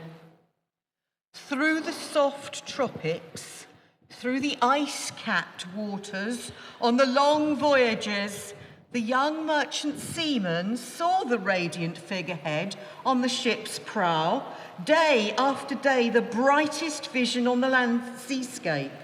Seen from aloft, up on the windy rigging, she was a crown of neatly parted hair, enclosed by the fine jut of her blue and straining breasts. And figurehead, he thought, she should be called. He thought of his wife, if he had one, of his girl, if he had one of those, of his mother, if he remembered.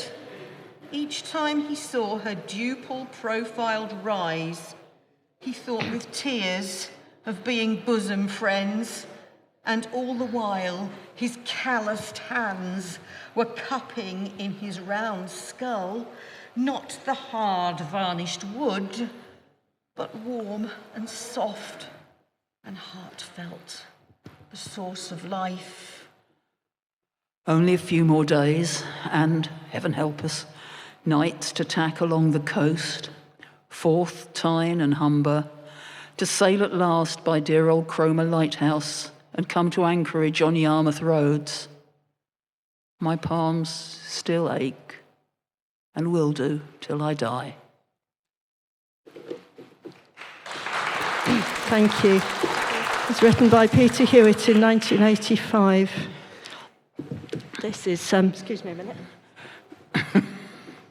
What was that we were saying about beer earlier? Oh, yeah.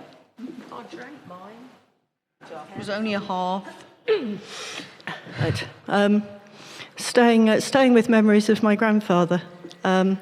He used to read ghost stories to us at Christmas time. Ghost stories by candlelight, specifically the ghost stories of M.R. James.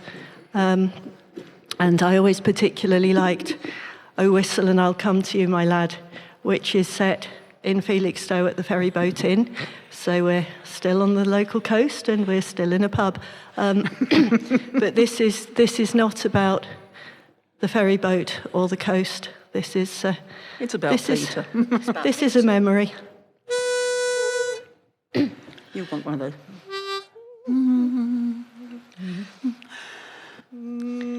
By candlelight we sat entranced and listened to that well-loved voice. In thrilling tones he read to us as the candle flame flickered and danced. Midwinter is a time for tales, so by the tree we gathered round, without a sound, in silence hushed, in the glow of the anthracite fire. He made those stories come alive. Tales of ghosts and Ghastly deeds, lost hearts and bodies under trees. And we'd shiver and close our eyes. So many years since he's been gone, but still his memory lingers on, and still the Yule fire sings to me of my grandfather's voice and the Christmas tree, and still along the shore in Felixstowe, where those old stories jingle in my head.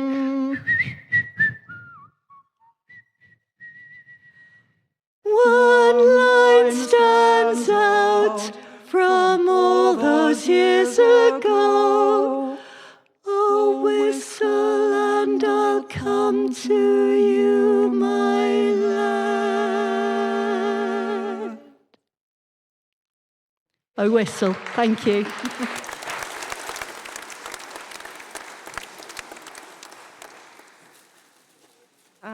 We're still a bit ghosty, aren't we? We are still a bit ghosty. We wrote this one, my goodness, 2008 we wrote this. Yep. It took us a very long time to work out exactly where this song was, what the setting was, where the drama happened. We came to the conclusion in the end that it happened in the back room, top back room, sort of back parlour room of a pub. A very old pub. A very old pub. I A think long actually time ago. it might even have been the Half Moon in Walton. Oh, it might have been.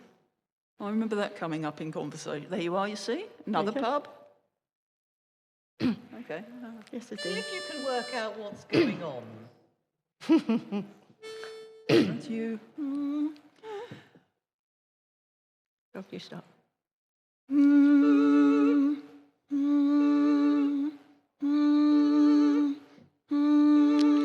Hush, my baby, don't you weep. I'll bide with you till you sleep, and while you rest in slumber deep, I'll gently rock your cradle. Hush, my darling, don't you fear, no evil spirits linger here, though shadows lengthen year on year, while soft hands rock the cradle.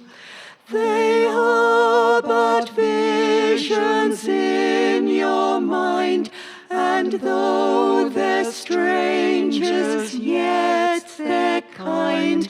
The tides of time leave us behind, then still I'll rock your cradle. For us the time slips swiftly past, while they are born and turn to dust. The living have no place with us, they'll never rock your cradle. It's many years now since we died, but ever I've been by your side, and till the end of time I'll bide and rock your ghostly cradle. Thank you very much.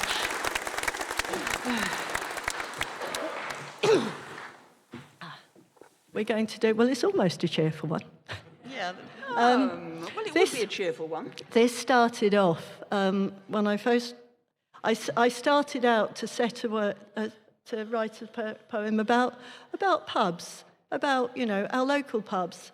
And it In was Ipswich, this in is. Ipswich, and it was going to be kind of about the lost pubs of Ipswich, and it turned into a bit of a rant when I wasn't looking. If you know it, join in with the chorus. If you don't know it, join in with the chorus anyway. It starts with the chorus. Time's been called on too many old inns of renown. We've loved, but we've lost them, those pubs of our town. So use it or lose it, that local near you. We're drinking to save it. Are you drinking too? Are you drinking too? Singing and playing, laughter and wit, deep conversations or just talking squit. Charity, marathons, quizzes and fun. A pub's a community second to none. Bitter and IPA, mild, dark or light. Ciders and perries, a drinker's delight. Old ale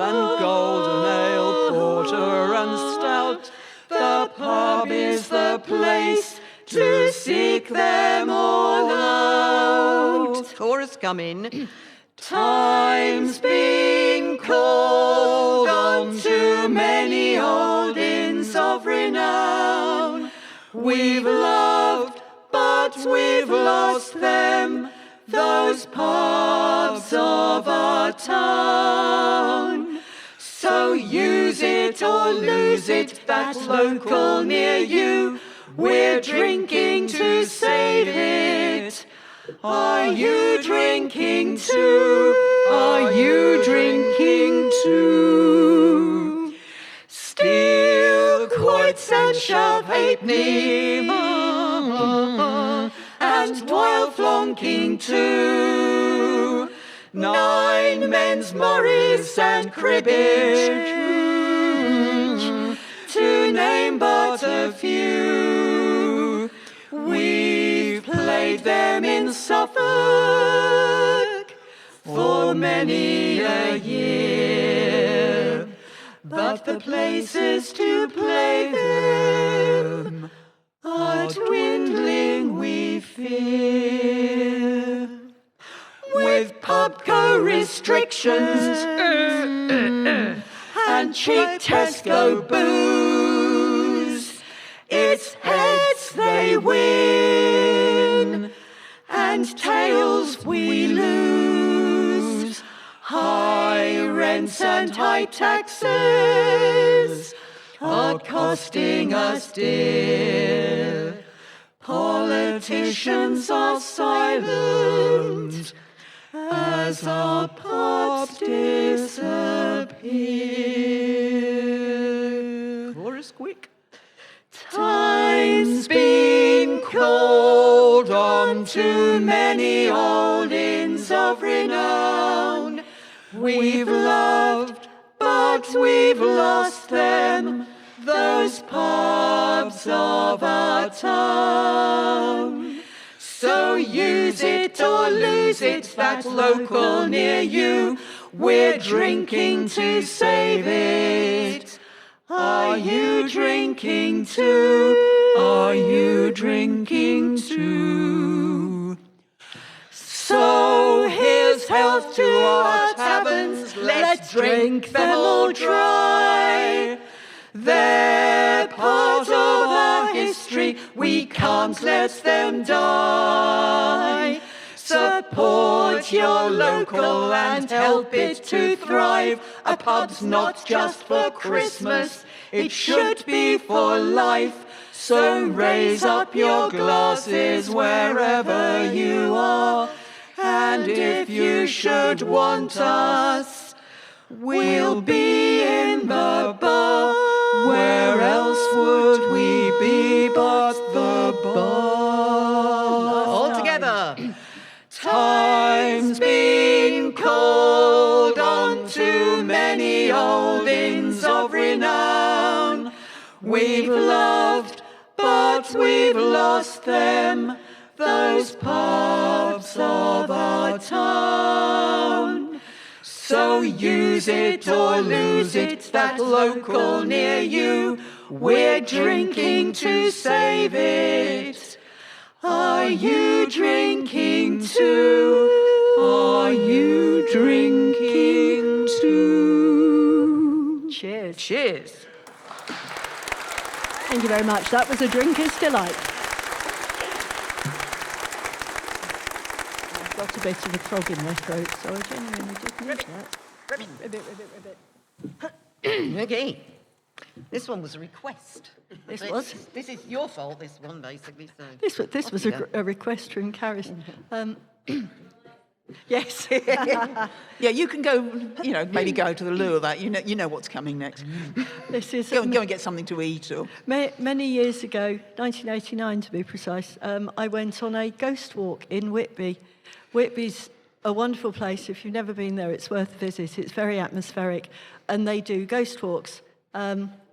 And one of the stories that we were told is a legend of a ghostly coach that rises up from the water in dead of night to fetch home the souls of sailors who've died on the land. And I thought, that's a really awesome story. It should have a song. And it didn't seem to have one. So Mim and I wrote one. Well, you wrote one. Well, I You wrote the wrote it, words, and and then I gave them to Mim, and she set them to music, and this is the result, and it's called The Barghest Coach. It was late on a thundery evening in June when a life drifted out with the tide. Not drowned in the ocean as he'd always dreamed, but of fever the mariner died. He was buried upon the old cliff top, they say, overlooking the sea he loved best. And the townsfolk commended his soul to the Lord as they lowered his body to rest. As they lowered his body to rest. There is a strange fable of seafaring lore that they tell on the old Whitby coast. When a mariner dies and is buried on shore, he is fetched by the black Barghest coach. For his spirit can't rest if he lies on the land, though he's buried by good men and true. If the sea is your life and it flows in your veins, then it must be your resting place too. It must be your resting place too. So after the funeral hymns had been sung, and the townsfolk returned to their homes, the darkness descended and sleep filled the town, but the mariner's ghost lingered on. He waited in limbo to answer the call, the summons he knew had to come, for the coachman and horses to rise from the water and beckon his spirit back home. He longed to be taken back home. It was deep in the night when the dark waters stirred and the Barghest coach rose from the waves. The ghost of the mariner made not a sound as he silently slipped from his grave. He gazed out to sea from the land one last time as the stones of the abbey he passed. Then the coach took him down to the watery depths. So it's there that he rests at the last. It's there that he rests at the last. The tinker is buried in silver and gold. The tailor in silks is set free. The soldier returns from the battle at last, but the sailor goes home to the sea. The sailor goes home to the sea, to the sea.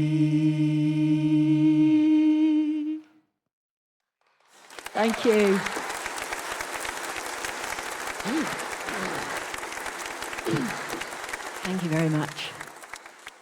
Speaking of dead sailors, As we were, this one's actually traditional. yep, we're definitely going to Cecil Sharp it up this time. If I thought about it, I'd even know what the round number was, but I'm not thinking about it. And so you I don't care. And I don't care, I just want a bottom B, please. All right. I dreamed a dream the other night. Lowlands, lowlands away, my John. I dreamed a dream the other night. Lowlands, my lowlands away. I dreamed I saw my own true love. Lowlands, lowlands away, my John. He stood so still, he did not move. Lowlands, my lowlands away. So dank his hair, so dim his eyes. Lowlands, lowlands away, my John. I knew he'd come to say goodbye. Lowlands, my lowlands away. I'm drowned in the sea, he said. Lowlands, lowlands away, my John. Oh, you and I will ne'er be wed. Lowlands, my lowlands away. I'll never kiss you more, he said. Lowlands, lowlands away, my John. Ne'er kiss you more, for I am dead. Lowlands, my lowlands away. I will cut off my bonny hair. Lowlands, lowlands away, my John.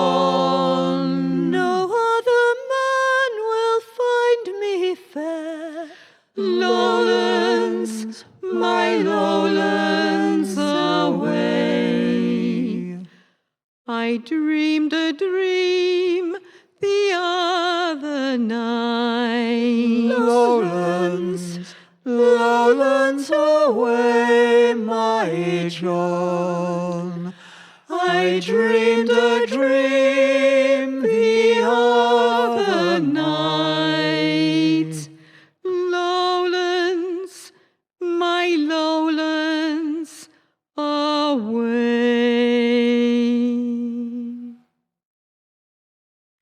Lowlands, thank you. Right, quite a lot of dead sailors in the next one, to be quite honest. Yeah, If we're absolutely blunt. But the ship survives. yeah.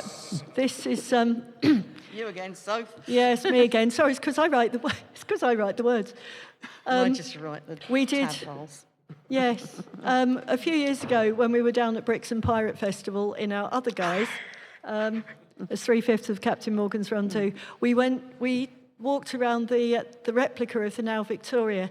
The original Now Victoria was the first ship to circumnavigate the globe. The replica was the first replica to circumnavigate the globe. But it got me thinking. This is the story of the Now Victoria from the point of view of the tree that was cut down to make the timbers of the ship. And bear in mind, this all happened in 1517, so it's quite a long time ago, and quite a long time to be thinking about some poor little chap in a wooden ship going round the world, the actual world, the complete world, all round it, just in a little ship like that. Because actually, when you go on it, it's not very big. That's the frightening thing. It's about the size of this altar, Yeah. this sanctuary. It took them 3 years or something like that, didn't it? Anyway. I am the bones of the ship. I am her heart and her soul. I am the wood that saw the world.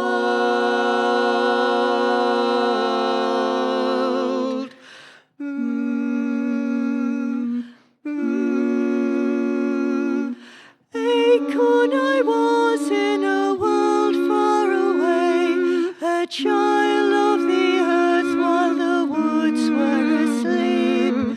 Oak I became as the years wore away, bound to the soil with my roots buried deep. I was the bones of the earth, but I became the sea.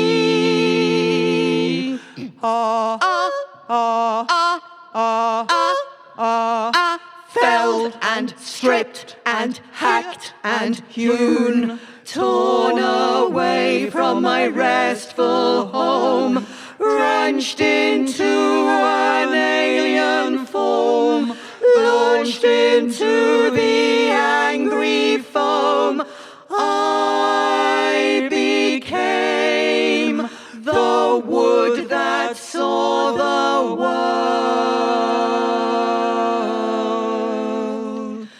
I saw the straits and the highlands. I saw capture and death. The sea and men's witlessness took my companion. They faded into mist and memory. But I have the strength of the earth, and I lived on. And I lived on. Home to harbour I came at last, and now I rest in peace. Lay your hands on me, and you will feel my tales. I am the bones of the ship. I am her heart and her soul. I am the wood that saw the world, that saw the world.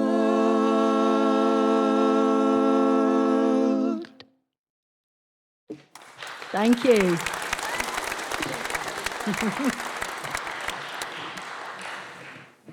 Thank you.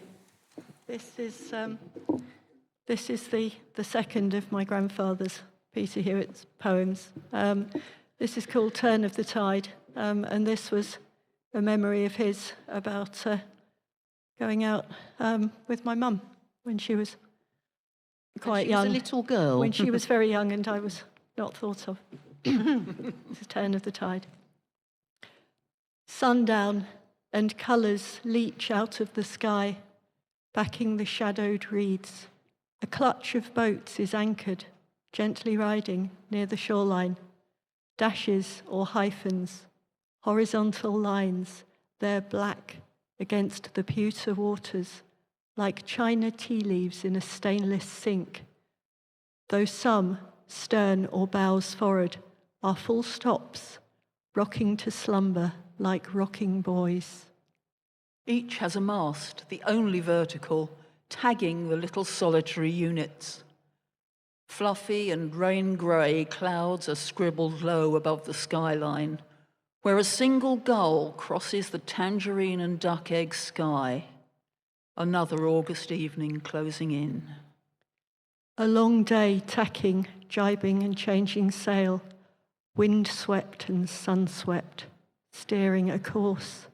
Long hours of standing, bending, muscles racked, tired eyes on the lookout, nose to the wind, before you reach your hard-won anchorage, keen to be stowed away. At length you are. Your little pea-pod boat is secretive, enclosed. You're insulated from the world, water on all sides, none to disturb your privacy. Full length is right for death, but not tonight. Or love, really alone and ever flowing. Or, as the moon comes up, bisected by the coastline, the horizontal's right for one last thing, when you are prone to sleep.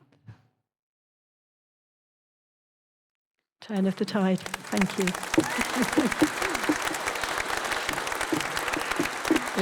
We've got just a couple more to go. This we started with a new one. We're finishing with two new ones. Because we're like that. This one, anything could happen. Although anyone who's been to the steamboat session will have heard the very last one. Yeah. But this is we're coming back very locally again now. Some of you will be aware of the legend of the Dunwich Bells. This is our take on it. Or will be when I finish burping. Sorry, can I have a bee, please? No, you can. The wild wind blows, the water swirl, and the bells drowned deep toll for the town. Of old there stood here Dunwich town, and dwelt here then 3,000 souls, the south folk of the Anglian coast, host of a people of renown, the heart of a kingdom, or so they say. A busy port, a bustling town, renown it won, and honor wrought. Bright rang the bells at break of day. The wild wind blows, the waters swirl, and the bells drowned deep toll for the town. But Sultan sea and wind and wave was softly down the builded stone, and slowly the sea reclaimed its own as the tides rolled over Dunwich town. Then came the storms, and wrath they wrought, and doom they brought to Dunwich town. Broken were buildings,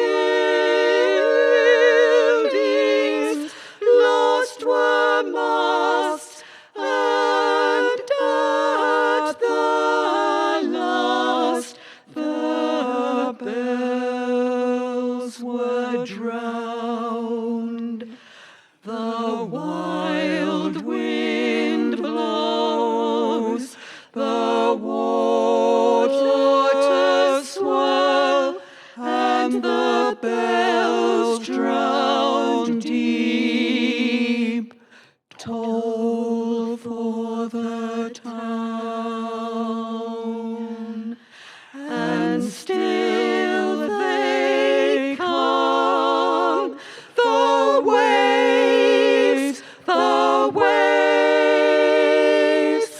tumbling the bones of kings long dead, like soft sea glass, mingling them with a Dunwich stone. A sleepy townlet stands here now, but still at whiles, so legend tells, when waves wash on the shingled shore, men hear once more the Dunwich bells. The wild wind blows, the waters swirl, and the bells drowned deep toll for the town.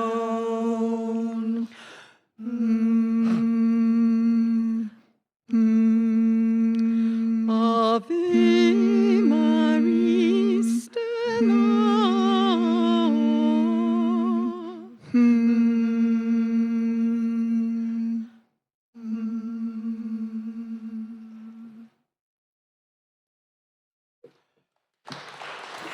Thank you.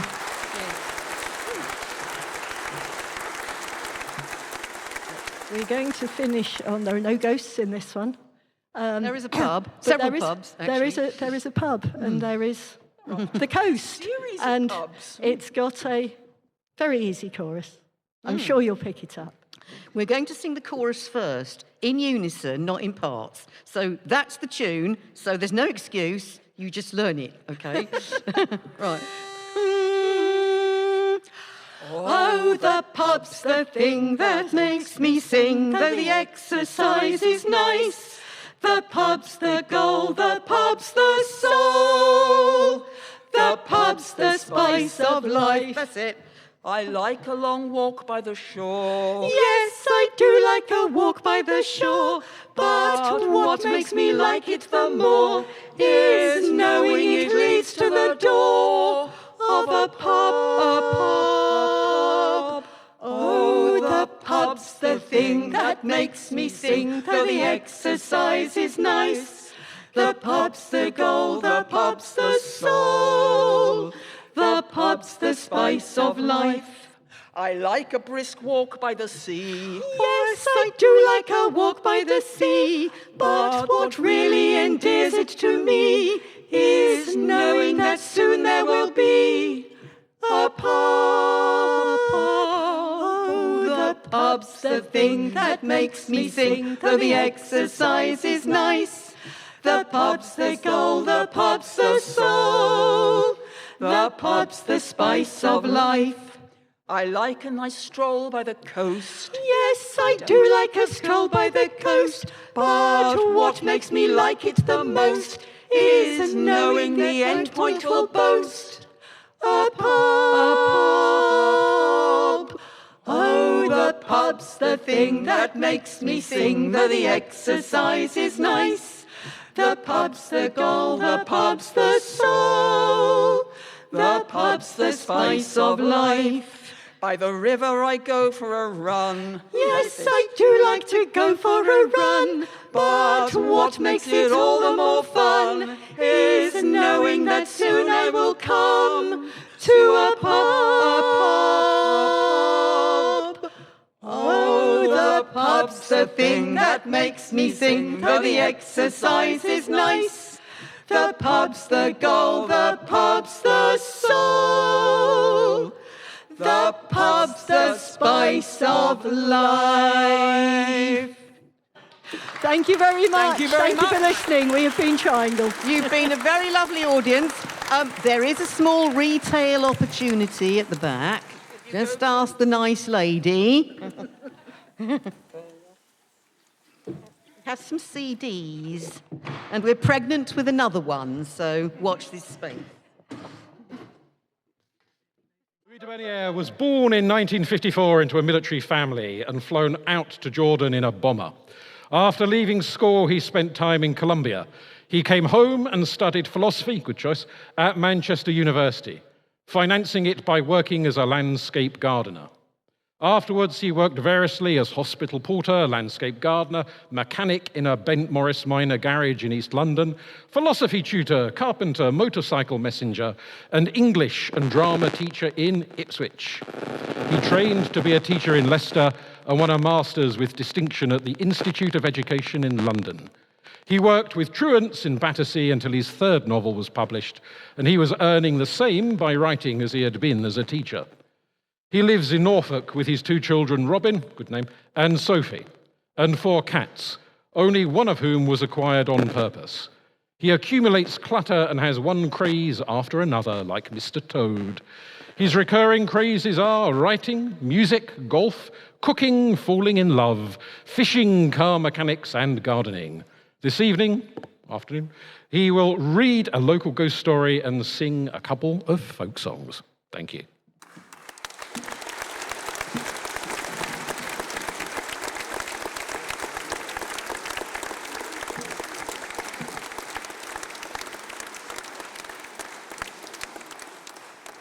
Thank you. There will be a slight change of plan. I'm not going to be singing any songs.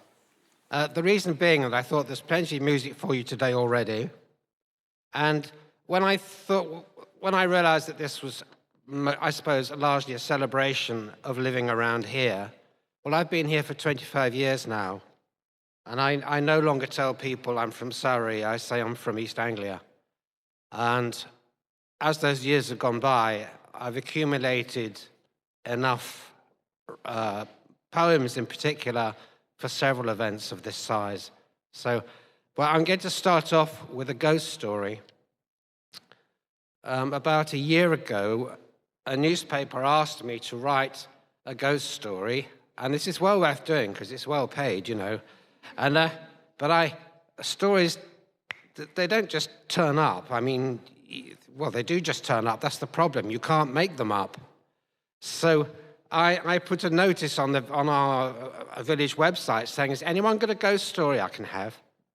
And amazingly, somebody called Sandra emailed me back and said, well, somebody allegedly drowned in the pond in our garden. So I went up to take a look at the pond, and this story came to me absolutely straight away. It's called Deborah.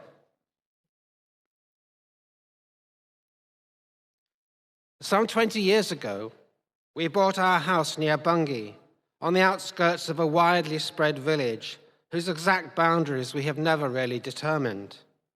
It is a community of post-war bungalows, thatched cottages, well-proportioned Georgian boxes, low farmhouses, and the usual ramshackle barns and derelict dairies.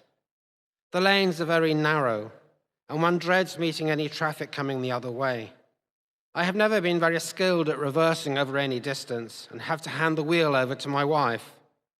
You would describe the landscape as flat until you acquired a bicycle, whereupon you would discover that the hills may not be steep, but they are very long. This is an old landscape, and the place reverberates with legend. You may well have heard of the hellhound Black Shuck.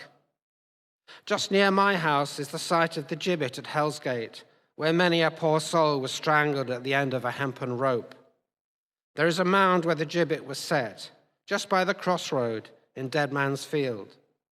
A dozen royalists were executed there during the Civil War, and it is said that they sang the Miserere as they were marched to their death.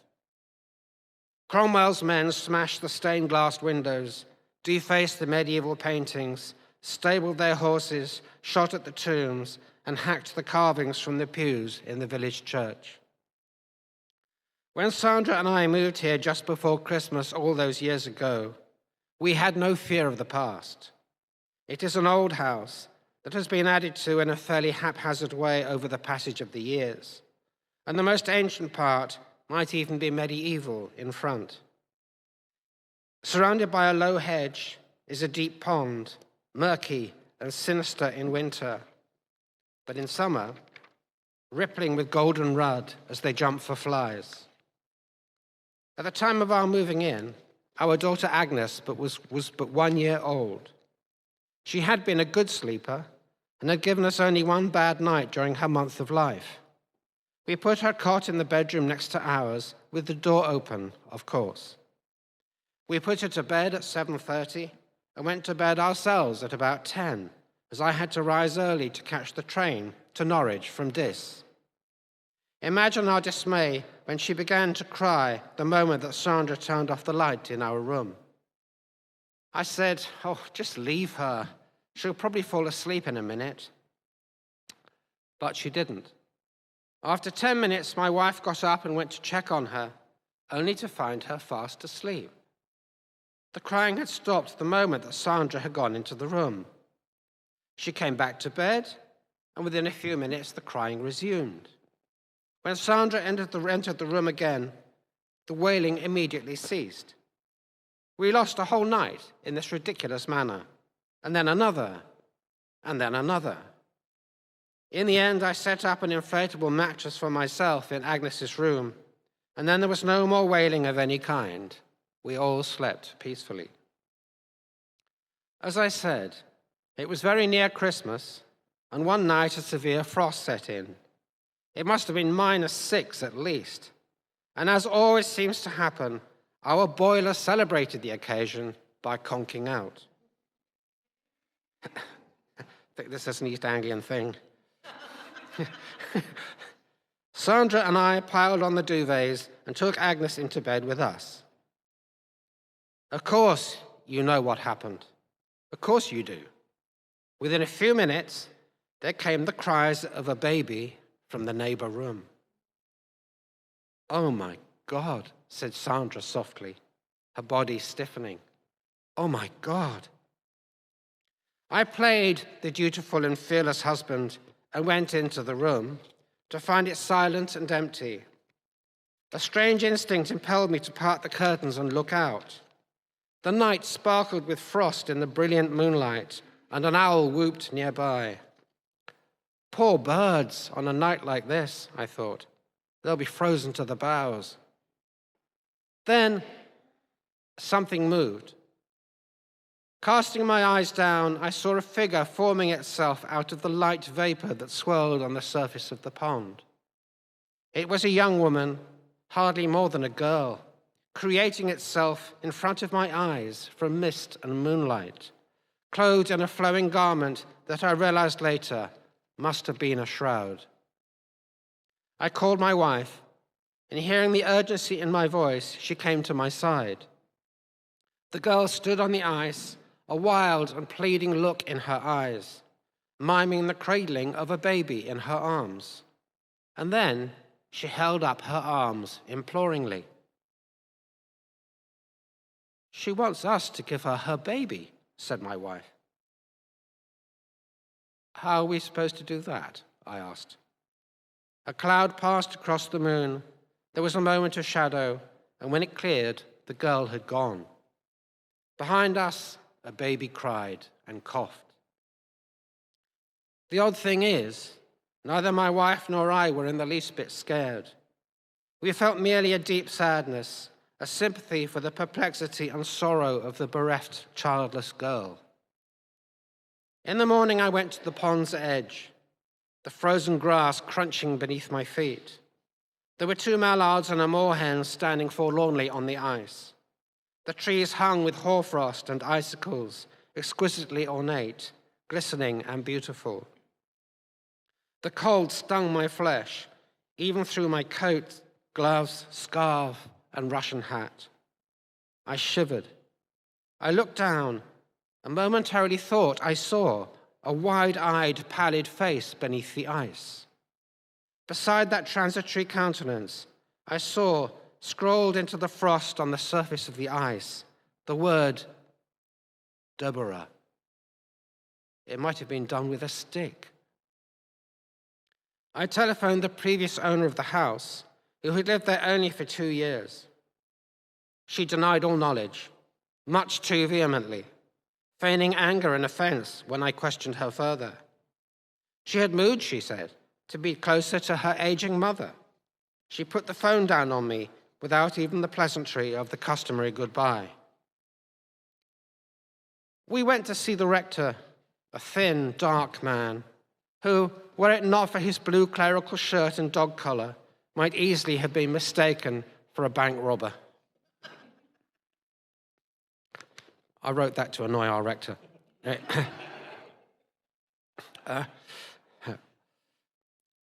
This annoyed him even more, actually. We sat opposite him in his office, drinking lukewarm, overstewed tea from cracked, tide-marked mugs, and told him of our experience the night before. "Would you like the telephone number of the diocesan exorcist?" he asked. Of course, we don't call him that. He's called the Deliverance Team.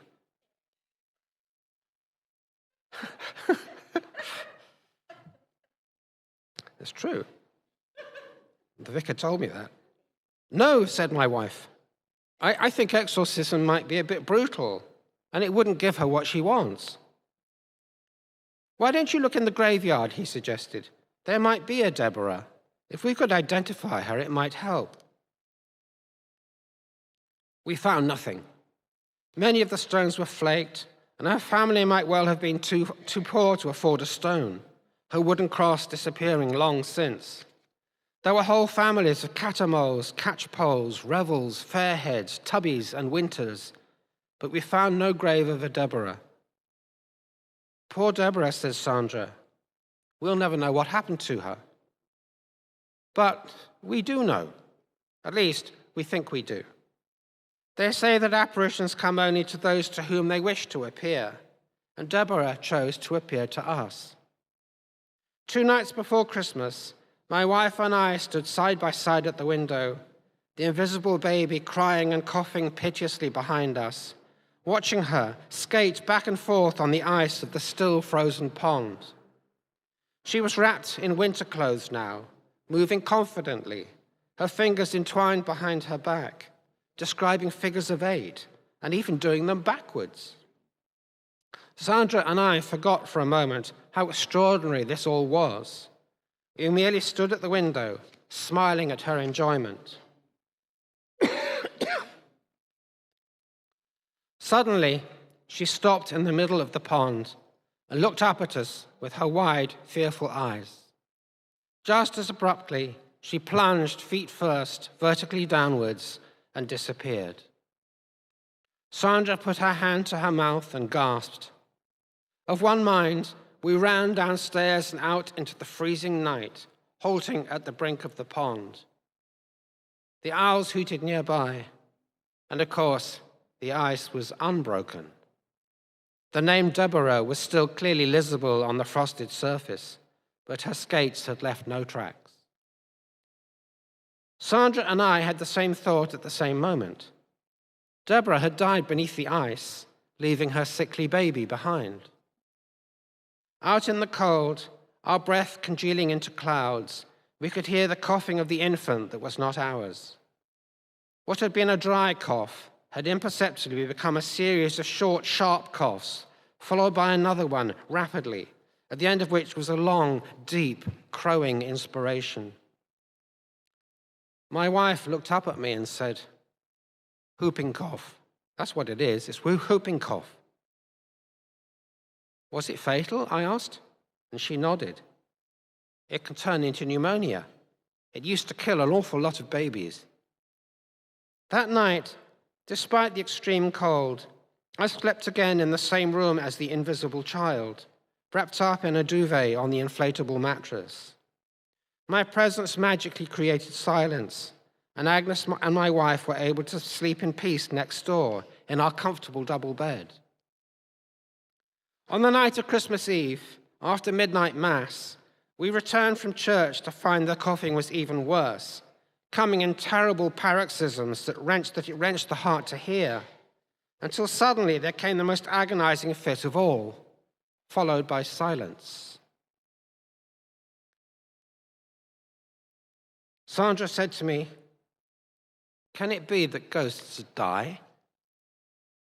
"Well, this one must have died 100 times," I said. We went upstairs and to the window. The wind had switched from east to west, the ice had begun to melt, and it was dank outside. Water was dripping from the branches in the eaves, but the moonlight was still strong. "I wonder where she is," Sandra said. "She's there," I said, pointing. Deborah was coming in through the gate. She walked to the center of the grass beneath our window.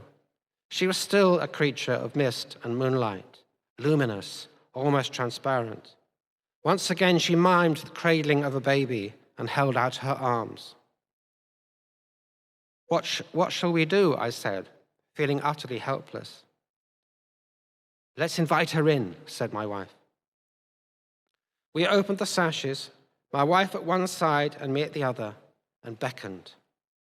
Naive as I was, I expected her to take to the cold air and float upwards towards us, coming in through the window.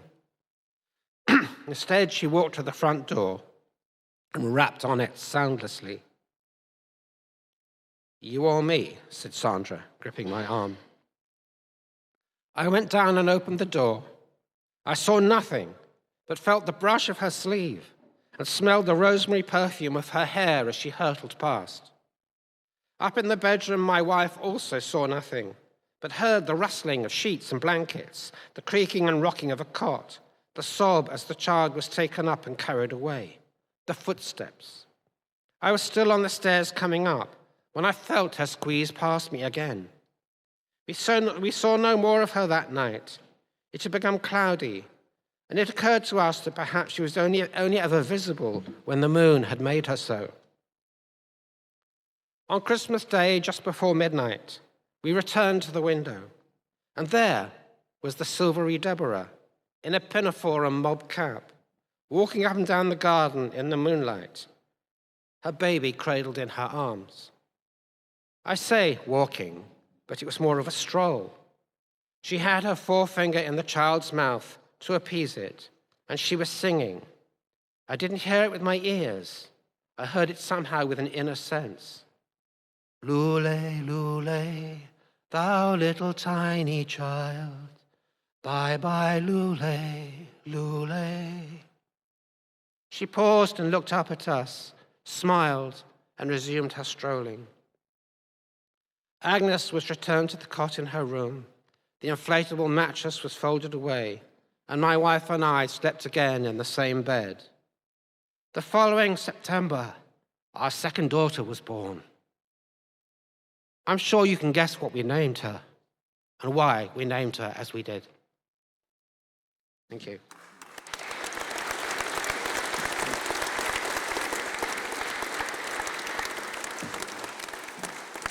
Well, the rest of the time is going to be used up with poetry that I've written since I've been here. Very near the beginning, I had a friend called Owen Shears, a really distinguished poet and now novelist. He used to come and stay with me, and he even acted in a play that was put on at the Fisher. And Owen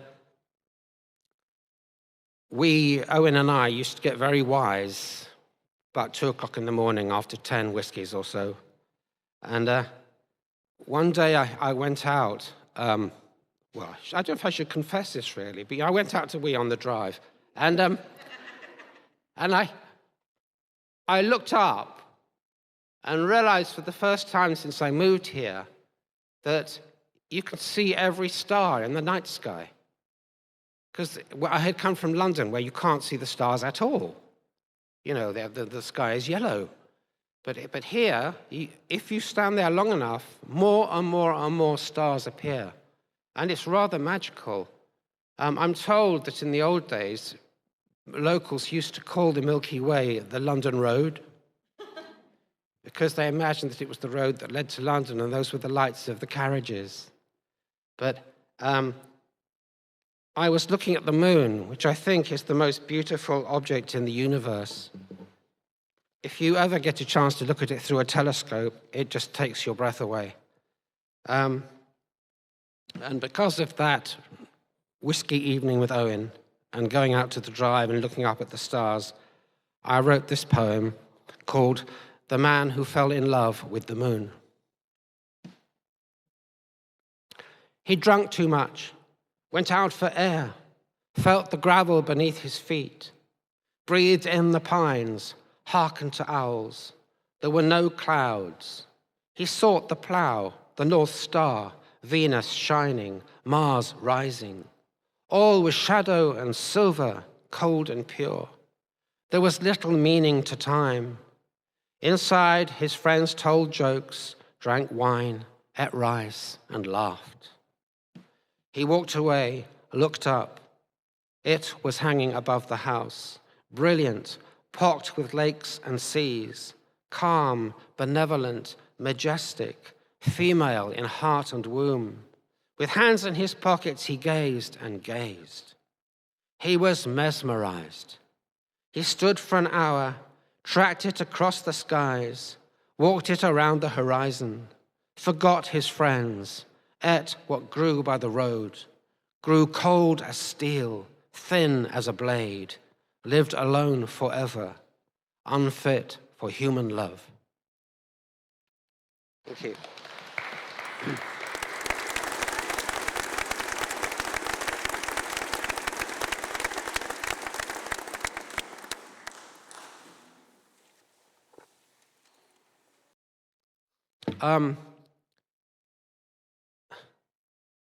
This is a poem, I suppose, about facing up to life. But it came to me on the beach at Felixstowe. Several poems actually have, in the past, come to me on the beach at Felixstowe. Just that strip which runs along the side of the golf course, where you have very strong current there, which sweeps you straight out to Holland if you go in. So this is called As the Child. Just as the child on the North Sea beach will never tire of casting stones that splash and grind in the green wave, so do I persist with these, my unregarded, tentative approaches. Here is my hand. Take it or not. It will wait a while, its fingers hopeful, ready to work, to grasp the nettle, conjure joy, to proffer mundane, ordinary gifts. Just as the child on the North Sea beach will rummage for hagstones, feathers, shells that lie amid the flotsam and the weed, so do I seek what you would wish I'd give. My body is ready. Take it or not. This ruby in my breast is not a meager treasure. Others have sought it, hoped to win it, prized it, used it with pleasure, wept at last for its loss.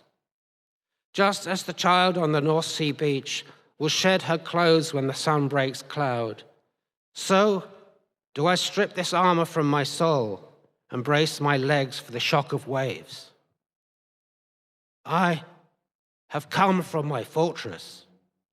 Take me or not, I am patient and proud. I do not kneel, do not bewail, do not beseech. This is my heart. These are my hands. Take them or not.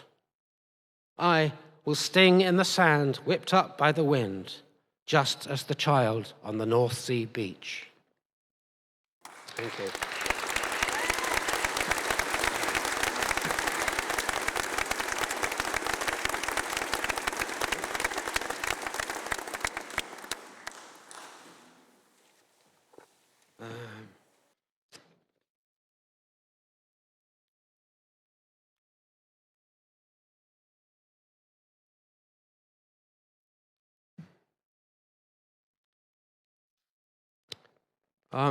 My favorite poet is Constantine Kavafis. He was a Greek Alexandrian. He loved writing poems in the form of stories. He was obsessed with erotic love and also with the ancient world when Hellenic civilization spread basically all the way from Spain to India. And he wrote a poem about how the Greeks had given up the gods, but the gods had not given up the Greeks. And I thought I would do this for our pagan gods. This is my sort of English take on that Greek poem. It's called The Old Ones. We cut down the groves and made fires and beams for our houses. Of the golden sickles, we made bracelets and rings for the boxes of Christian ladies. We took the stones, and some we broke for our walls. Others we built into churches. We lost the means of reading runes. There was no more rutting on feast days, in token or in true. There is no memory of any of it now. We put it behind us, convinced by new stories, exotic languages, yet more extravagant mysteries. There was incense, candles and bells, and the irresistible offer of hope. But the old ones have by no means gone. It is still this island that they love. It is we who are remembered. At those times in spring or autumn, midsummer or winter, when their ever youthful souls stand wistful, holding hands in the shade of long demolished groves. Sometimes, indeed, a vigorous shadow vaults a stream or leaps from the crown of hills. Thank you.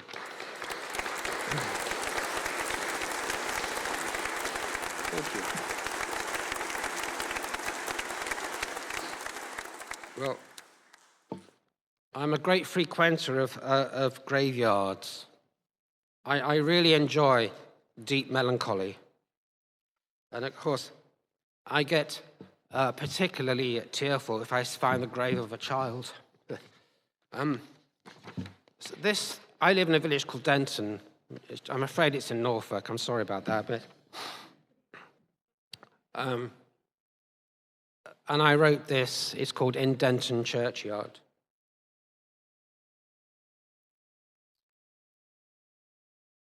Death has dark wings, composed of shadow, articulated, huge. So huge that sometimes things are touched by accident and destiny denied. Death will make an appointment, sets up his rendezvous. Death means no harm. It's not malicious, but he has his own chains, the rails he has to roll on, the role he has to play. He's sorry, sir, but he's only doing his job. He can't come back at a more convenient time. And death regrets the loss of beauty, loss of talent, end of promise, hearts impaled by shards and darts on blades and spikes of grief. Death deplores himself, in truth. In place of dust, he longs to taste life's sugar on his tongue. Death is denied the rest he forces on the rest. Therefore, he flies forever on dark wings composed of shadow, articulated, huge. Love is weaker than death. Love has crystal wings.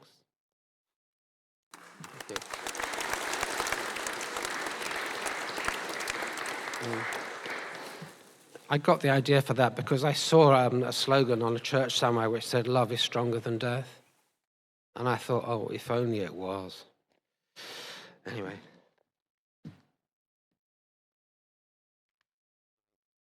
We get a bit more cheerful now. I wrote a whole collection of poems, largely about my family. And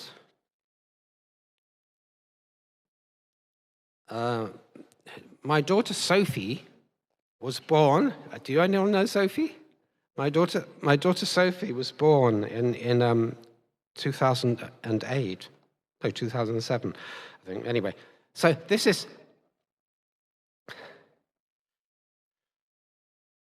And we had, in 2008, a really, really awful summer. I don't know if you remember. It was just absolutely dire.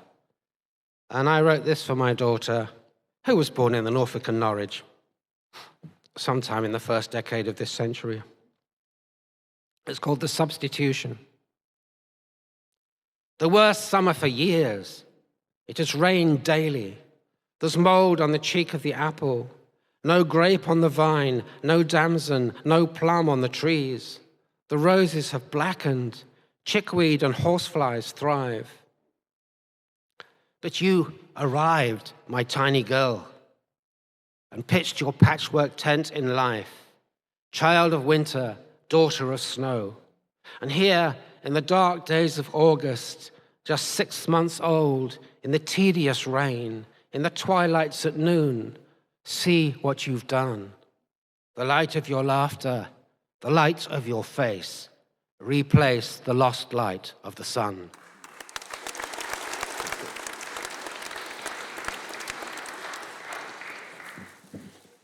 Right.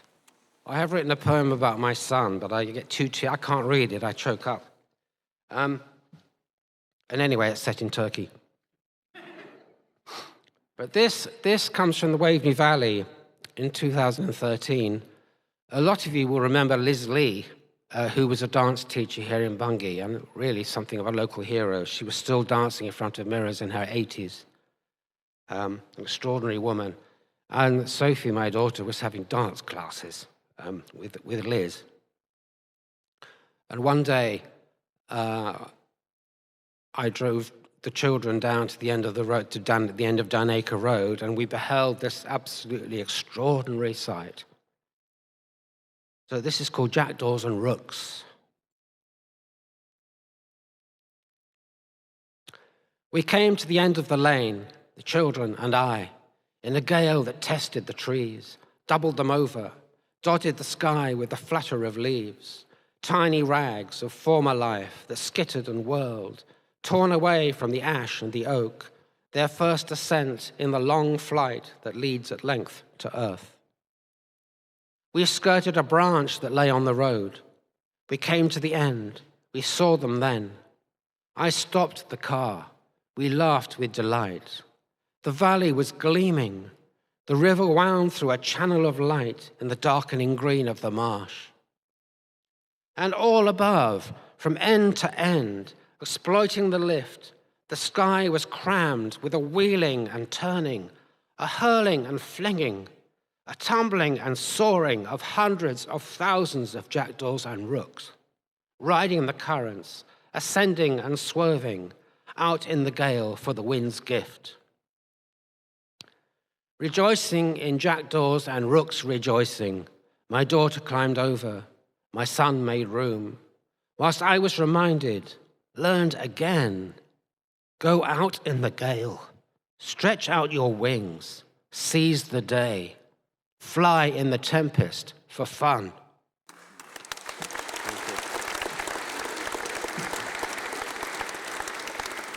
Thank you.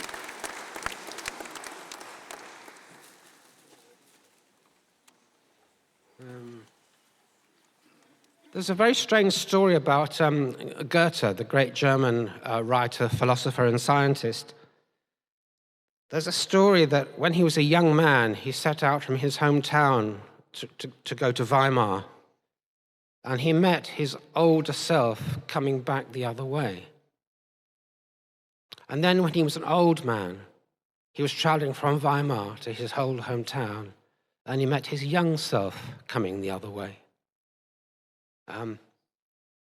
I had a very similar experience, believe it or not, in Denton, outside my house, in the road between the beck and the wood. And I've still, to this day, don't know whether it was what it was. It might just have been a vividly remembered dream. But this is the poem that came out of it. It's called My Young Self.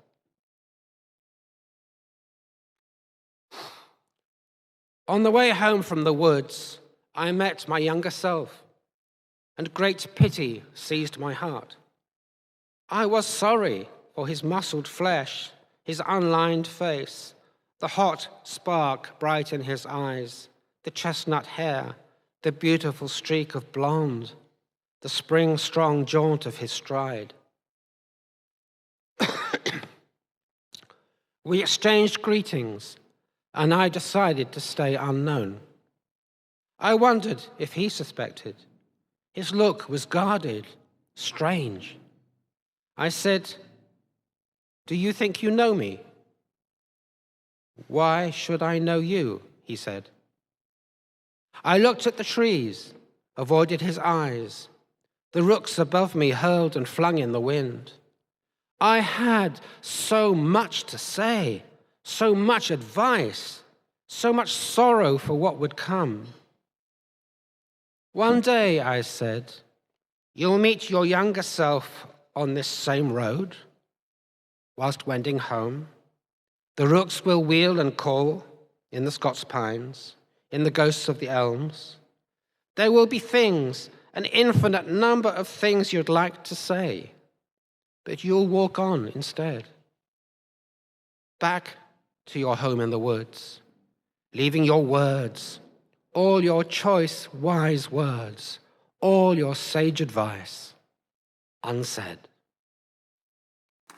Thanks. Thank you very much. How are we doing?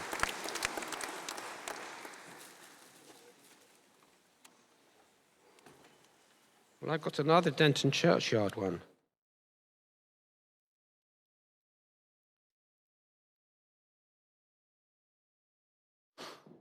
So this is in Denton Churchyard number 2. And walking around churchyards makes me think about the lives and experiences, the feelings, all the things that these people went through during their lives. And what a shame it is on this particular day that they couldn't see what a lovely day it was. So, sorry I can get depressing again. Nothing here is harsh. The sun burns off the mist that is the relic and reminder of the passing of the night. Through limbs and leaves of trees, the new-made rays diffuse their tender golden light. The day is reborn, the land draws in its breath, the robin sings, the chaffinch and the wren. The rooks hurl, the snowdrops lean against the breeze. I've sworn to do my duty to the dead, to taste the world on their behalf, swill it about my tongue, drink the liquor down. You should have seen this dawn, this dew, this new sun, pale and bright.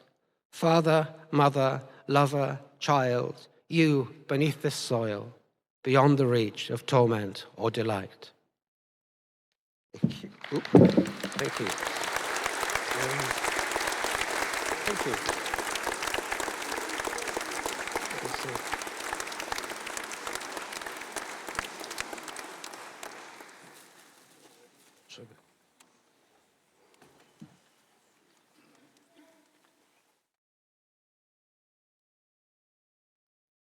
I'm determined to end on a cheerful poem, so I'm just time wasting.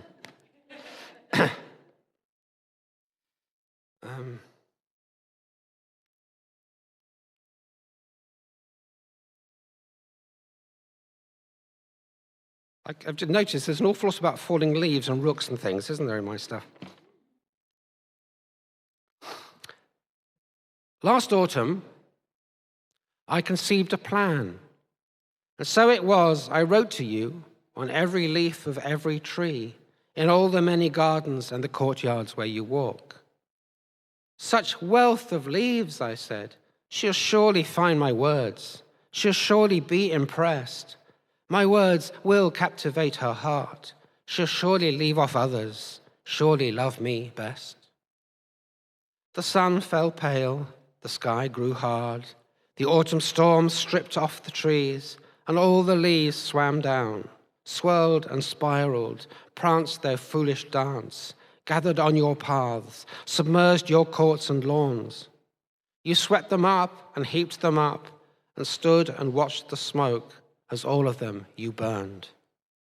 The ash you spread, enriching all your lands, erasing all my months of words that never reached your heart, but only warmed your hands. Thank you. All right. Well, David, do you mind if I end a bit early? I'm running out of stuff. No, it's busy. Actually, I'm not. I haven't run out of stuff. I've got 3 volumes.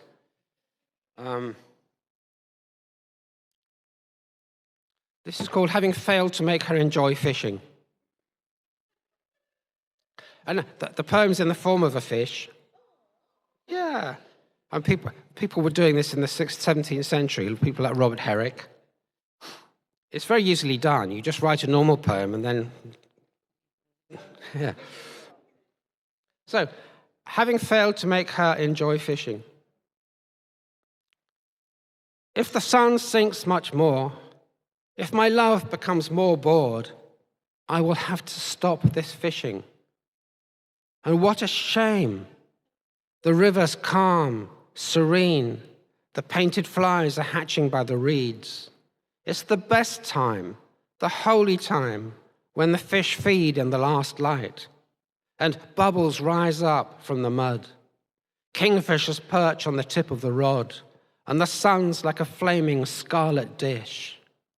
And oh, what a shame!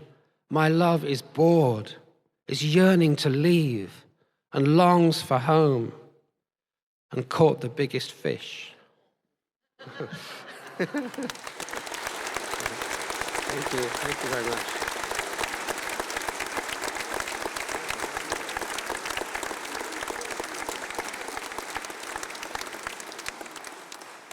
Let me see.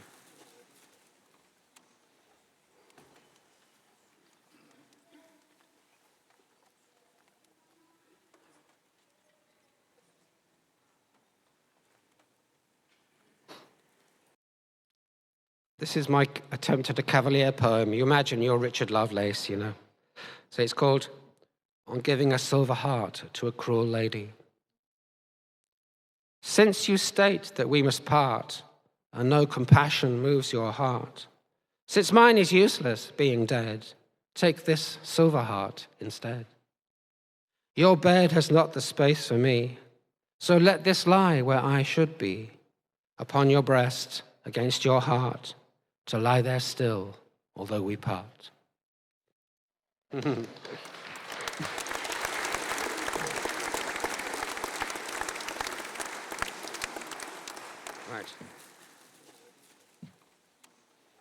Would you like another Sophie one? Oh, you have another Sophie one, okay. Sophie, my daughter, was in the Norfolk gymnastics squad, and then in the Suffolk gymnastics squad. My poor son and I used to spend hours and hours doing tourism in places like Lowestoft because Sophie's classes were 3 hours long and it was sometimes 5 times a week. She was an extraordinary girl. Well, she still is, but she's 16 now, and so that's well, you know what that means, don't you? But she can still do all the stunts. This is called For Sophie, aged nearly 6. She does the splits in 3 excruciating ways. She cartwheels from a standing start. She loves her brother, punches and kicks him, and then she draws him pictures for his pleasure. She stamps her feet and screams. She still does that, right? She stamps her feet and screams, wears nothing but pink, climbs trees in princess costume, tiara and cloak, with nothing but skin on her feet. She puts on music, dances and tumbles in front of mirrors, pirouettes, prances. She leaps from the top of the stairs, cries out, delighted, laughing, lands in my arms. She circles my legs, attempts to lift me. She wins at races, leaving her eldest behind. She wakes in the morning, rounds her eyes, says, "Daddy, Daddy, I dreamed I was flying." Thank you.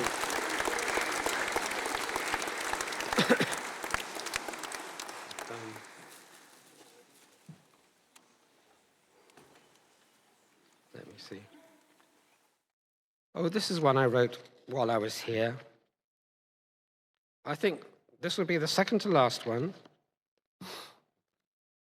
Some years ago, I watched a film which had Keira Knightley in it. And it was about the disappearance of the Roman Ninth Legion. And I've forgotten what the film was called. But Keira, of course, was a lady warrior, but incredibly skimpily dressed. I mean, she went into battle. She went into battle in a miniskirt, basically, a kind of Roman miniskirt. But there was there was a character in this film who I think was played by a famous Russian Amazon. Very tall, very aggressive, obviously totally lethal. And somebody says of this woman Her heart is an empty vessel. It can only be filled with blood. And I loved this idea. My heart is an empty vessel. So I thought, I know what, I'll nick that. So this is another poem about me being sentimental about my children, and it's called Empty Vessel. My soul is an empty vessel.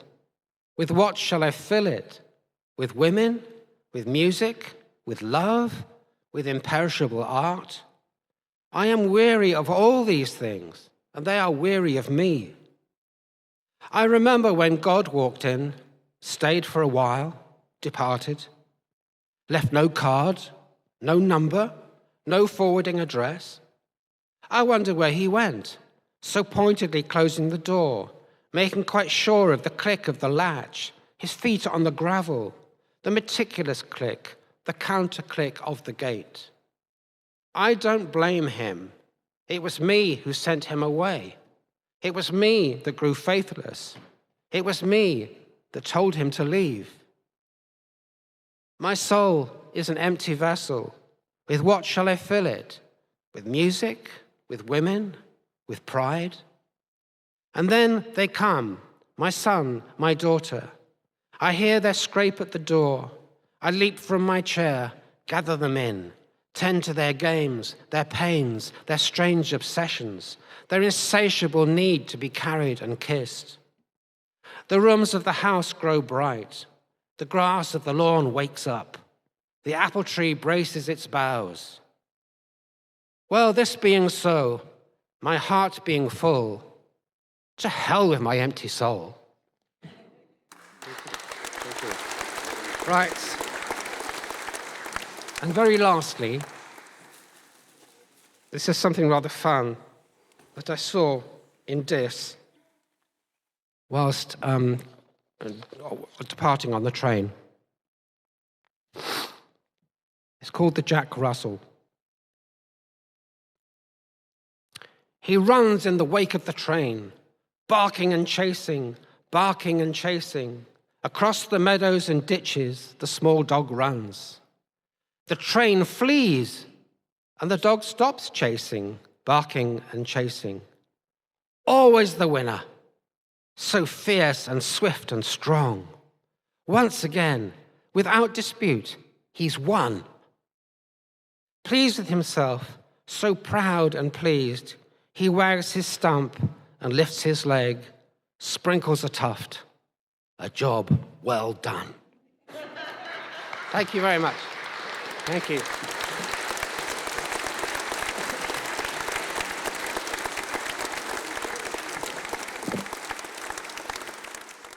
Thank you.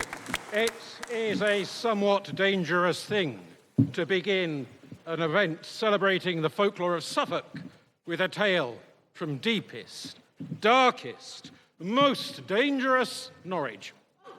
I said it! The word is out there. But Susan awoke much the worse for wear early one morning, and her mother came into her bedroom and saw the bags under her eyes, which you should never see on a 7-year-old child, and said, "What on earth is wrong?"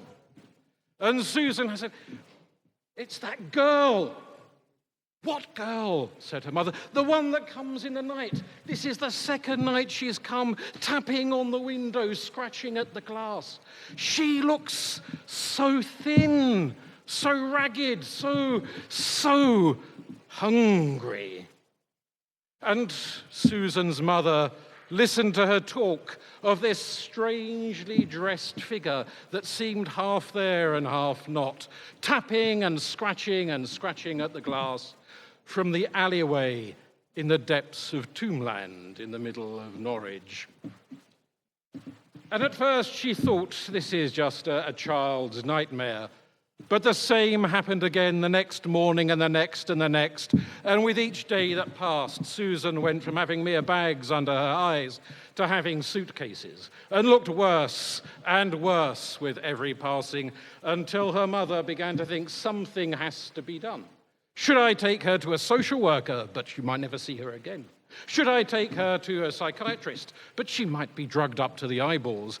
Who should I turn to?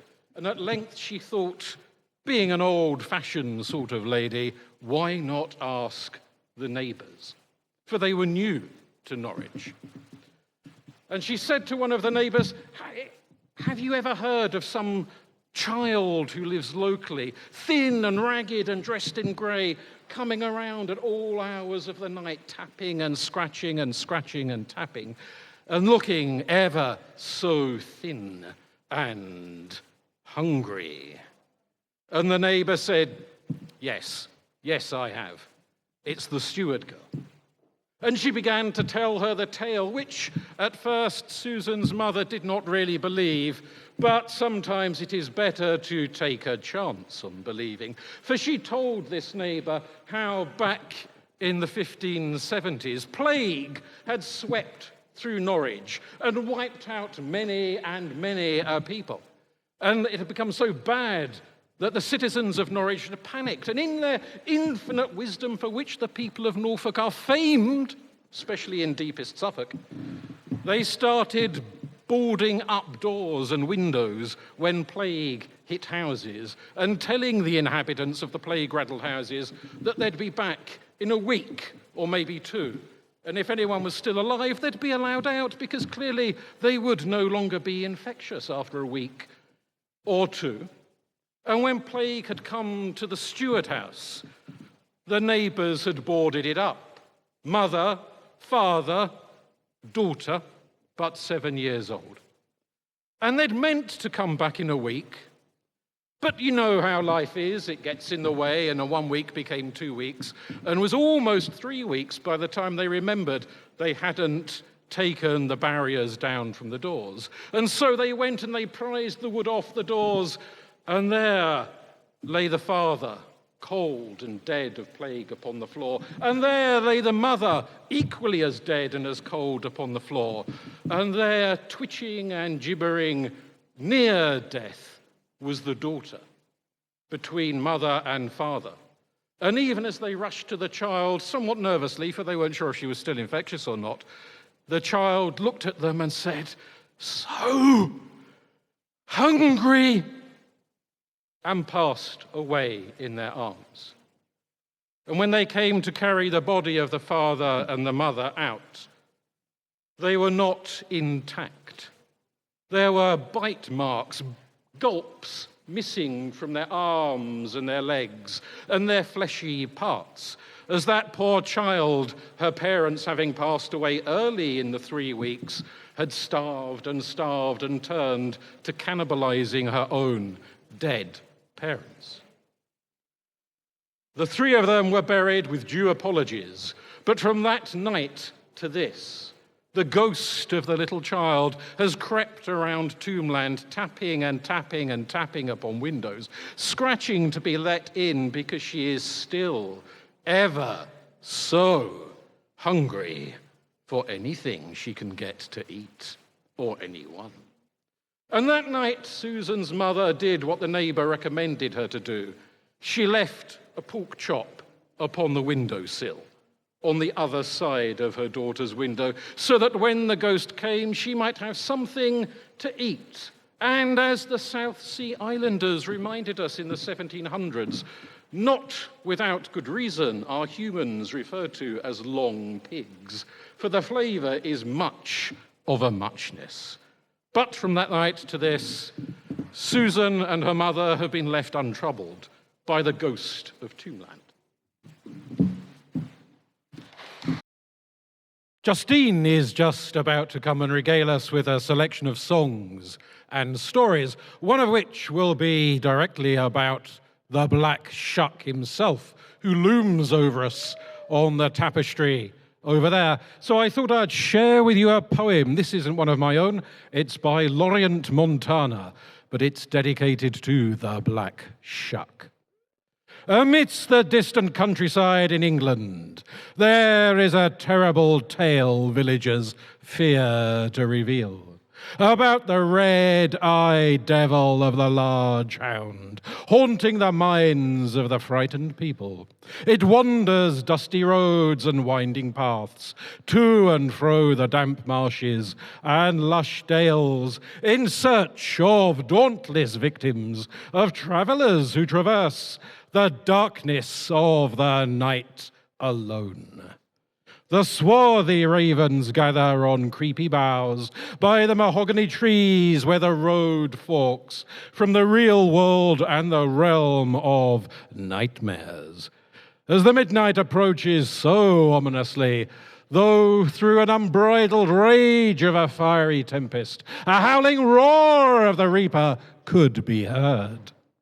As its creepy echoes resound obstreperously with screams of souls in carnal predation. 'Tis said by the only man who has survived a deadly encounter with the devil's servant, no man forgets the howl of the horrible beast, nor the mean stare of his wicked, beady eyes. The moral of this story is simple to heed. Beware of faring as the daring wayfarer through the lethferous fork of great terror when the black shuck is waiting for you. Pleasure. Thank Lorient. Now, whilst you're acquiring your drinks, I'll just slide into the next act, so to speak. Our next act are going to regale you with songs connected to the coast and to various pubs, suitably following on from Justine's various public houses. So I thought I'd share with you a poem by one of my favourite poets, Sir John Betjeman, who was a great lover of the British countryside and indeed of the British coasts. And this particular one is Felixstowe, last of her order. With one consuming roar along the shingle, the long wave claws and rakes the pebbles down to where its backwash and the next wave mingle. A mounting arch of water weedy brown, against the tide the offshore breezes blow. Oh, wind and water, this is Felixstowe. In winter when the sea winds chill, and shriller than those of summer, all their cold unload, full on the gimcrack attic of the villa where I am lodging, off the Orwell Road.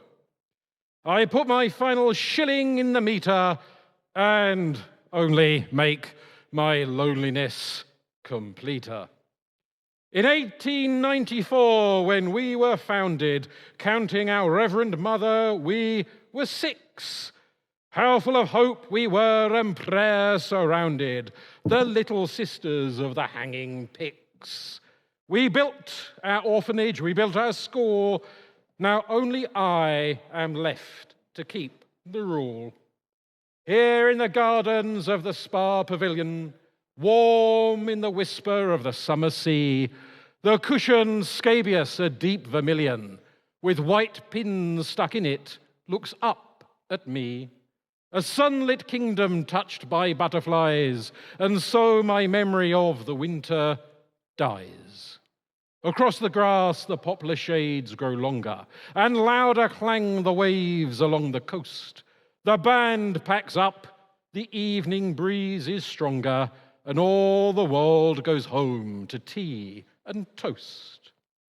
I hurry past a cake shop's tempting scones, bound for the red brick twilight of St. John's. Thou knowest my down sitting and mine uprising, here where the light burns with steady glow, safe from the vain world's silly sympathizing, safe with the love I was born to know, safe from the surging of the lonely sea. My heart finds rest, my heart finds rest in thee. Now, as I've got you, thank you, as a captive audience, I'm going to shamelessly hijack you for the next 5 minutes. and shift this from the realm of folk tales and mysteries and legends into something entirely different. About 1,000 years ago, Michael Parkinson had a TV show on which he interviewed all sorts of celebrities, including Sir John Betjeman. And there were two other guests that day. One was Kenneth Williams, the actor, Mrs. And the other was Maggie Smith, not yet a dame. And in the end part of the interview, Kenneth and Maggie decided they would honour Sir John Betjeman by reciting one of his poems in cut glass diction that reduced the old poet to tears. Now, I ain't got no cut glass diction, sadly, but I'm going to recite not for the benefit of Sir John Betjeman, but of course for the benefit of Dame Maggie Smith, who, as you'll all, I'm sure, know, passed away just a few days ago. So I'm going to recite the same poem, which, ironically enough, is Death in Leamington. She died in the upstairs bedroom by the light of the evening star that shone from the plate glass window from over Leamington Spa. Beside her, the lonely crochet lay patiently and unstirred, but the fingers that would have worked it were dead as the spoken word. And nurse came in with the tea things, breast high mid the stands and chairs, but nurse was alone with her own little soul, and the things were alone with theirs. She bolted the big round window, she let the blinds unroll, she set a match to the mantel, she covered the fire with coal. And, "Tea," she said in a tiny voice, "wake up, it's nearly 5. Oh, chintzy, chintzy cheeriness, half dead and half alive. Do you know that the stucco is peeling? Do you know that the heart will stop? From those yellow Italianate arches, do you hear the plaster drop? Nurse looked at the silent bedstead, at the grey, decaying face, as the calm of a Levington evening drifted into the place. She moved the table of bottles away from the bed to the wall, and tiptoeing gently over the stairs, turned down the gas in the hall. What a thought. That was absolutely excellent. Thoroughly enjoyed that. After so many songs about pubs, we will very shortly have a break so you can go and sample the beers and wines and wares at the bar. But first, in the lead up to Louis de Bernière coming along to tell us some ghost stories, I'm going to give you a very short poem about ghosts by Wilfred Owen, and then I will make you listen to a story which may or may not involve all sorts of strange and ghoulish things. The poem by Wilfred Owen is called The Kind Ghosts, and it's a reflection on, well, war and death and complacency. She sleeps on soft, last breaths, but no ghost looms out of the stillness of her palace wall, her wall of boys on boys and dooms on dooms. She dreams of golden gardens and sweet glooms, not marvelling why her roses never fall, nor what red mouths were torn to make their blooms. The shades keep down, which well might roam her hall. Quiet their blood lies in her crimson rooms, and she is not afraid of their footfall.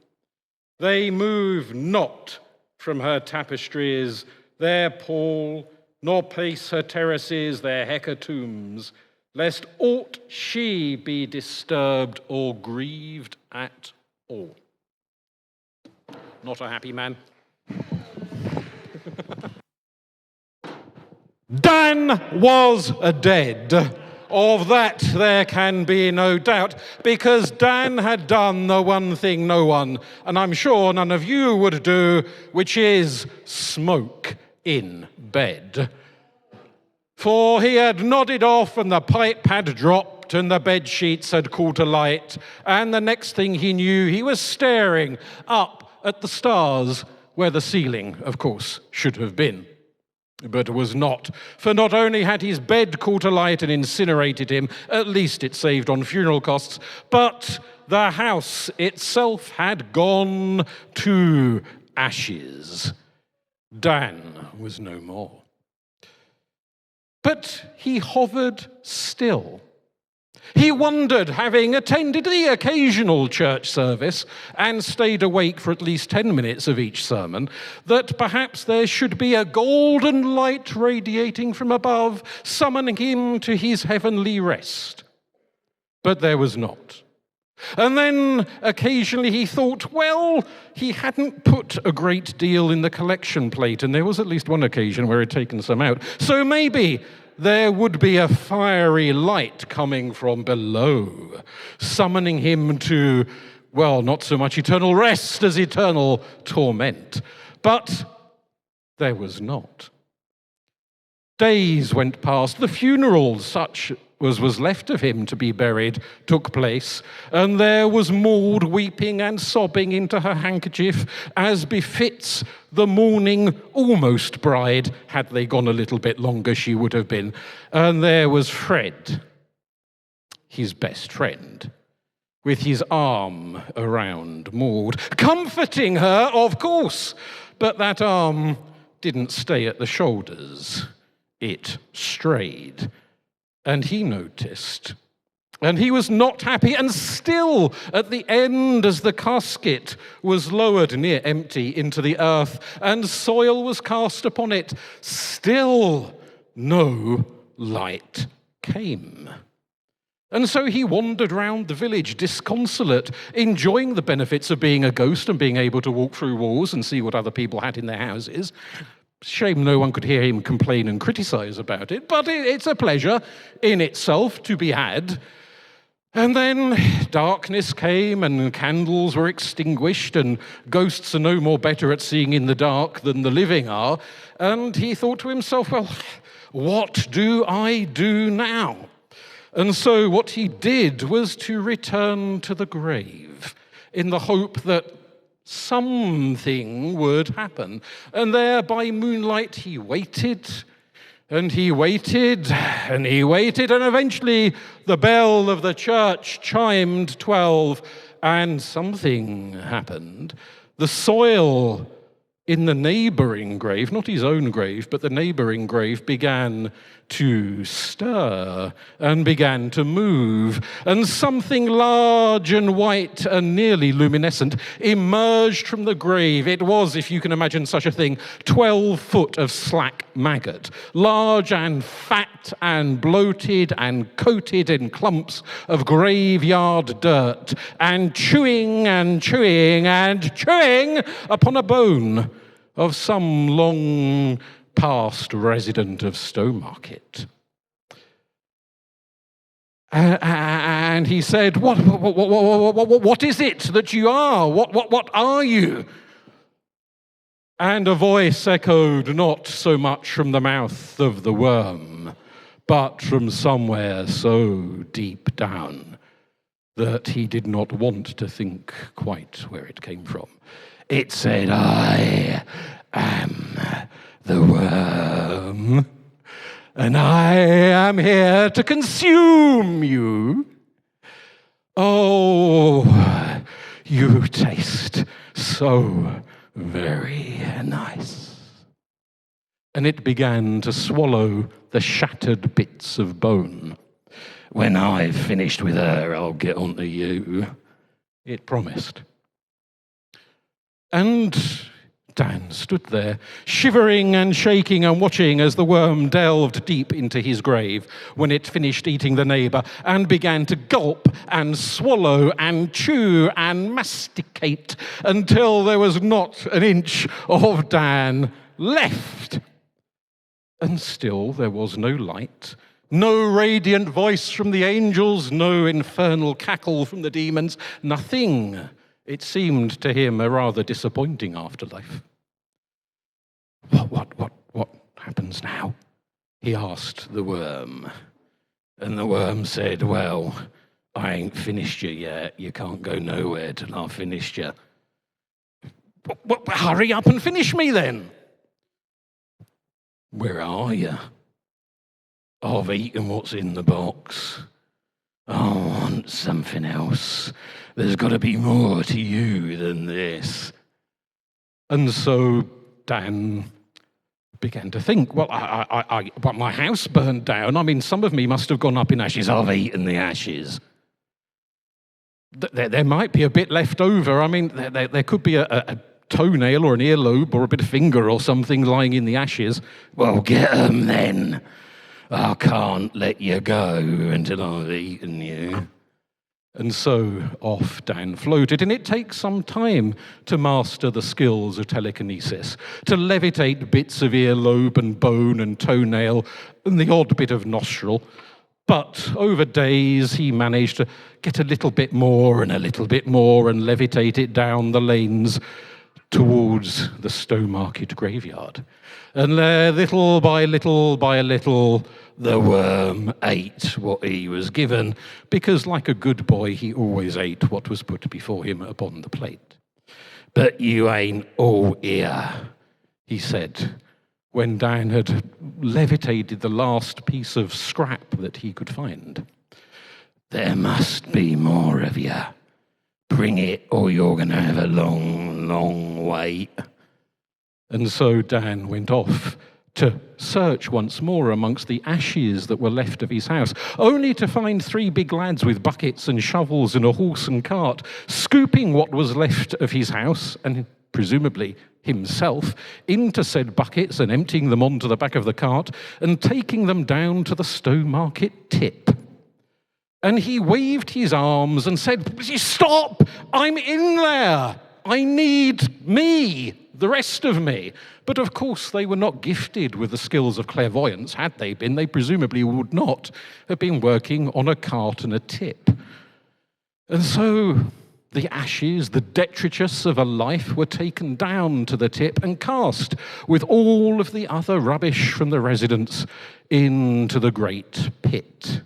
And it is said by those who are gifted with the skills of clairvoyance to see what is in the world beyond, and you should see some of the things in this church tonight, and I don't just mean the audience, that there are shades of Dan and other residents still ferreting away in the pit that was once the rubbish tip outside Stowmarket, but is no longer, trying to find what is left of themselves to feed to the worm, and so to be released from the eternal boredom of haunting the streets of Suffolk, and to go either up or down, but frankly, anywhere would be better than an eternity of waiting. Thank you.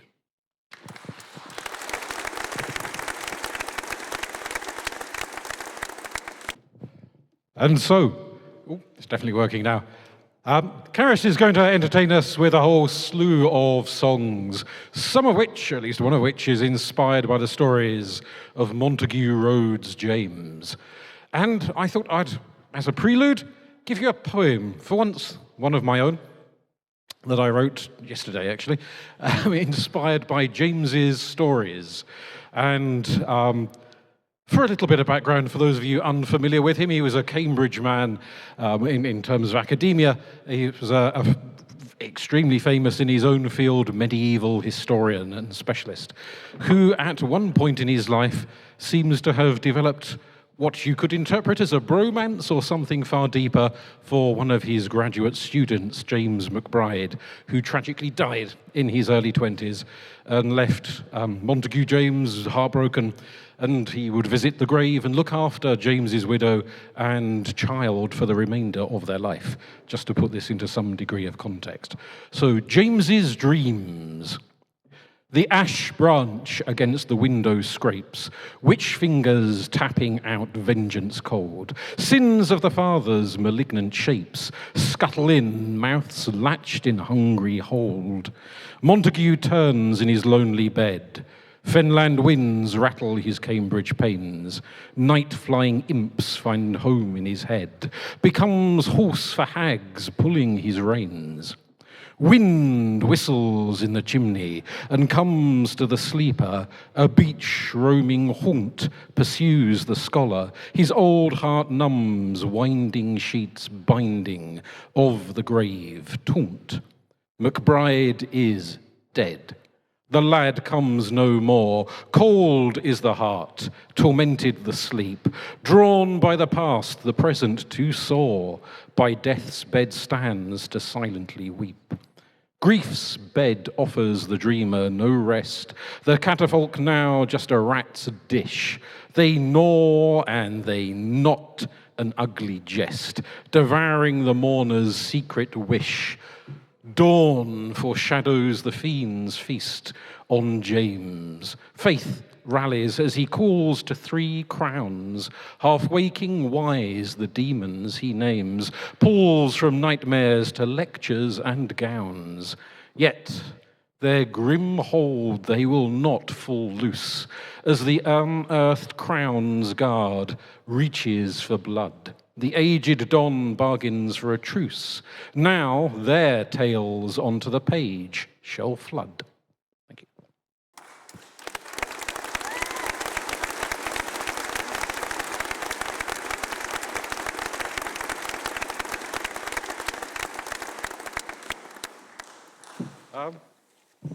Forgot to do your introduction. How appalling. You just can't get the staff these days.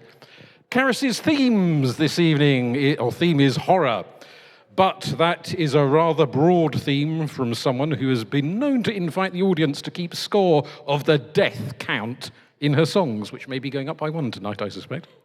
15 years ago, she wrote her first horror song about a certain creature said to have appeared in this very church back in 1577. Everything else you will hear tonight is new and written especially for this event. From the mysterious figure of Eva, whose heart may still wash up on Dunwich Beach, to the strange tale of the wild man of Orford. We then move inland and meet one of Suffolk's most famous cunning men, Old Winter. That's what I'm dressed at.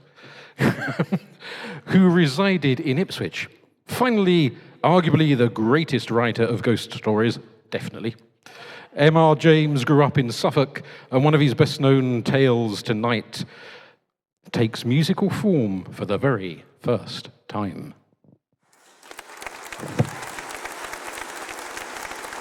Maids are all well and good, if you can, of course, find one in Norfolk in the first place.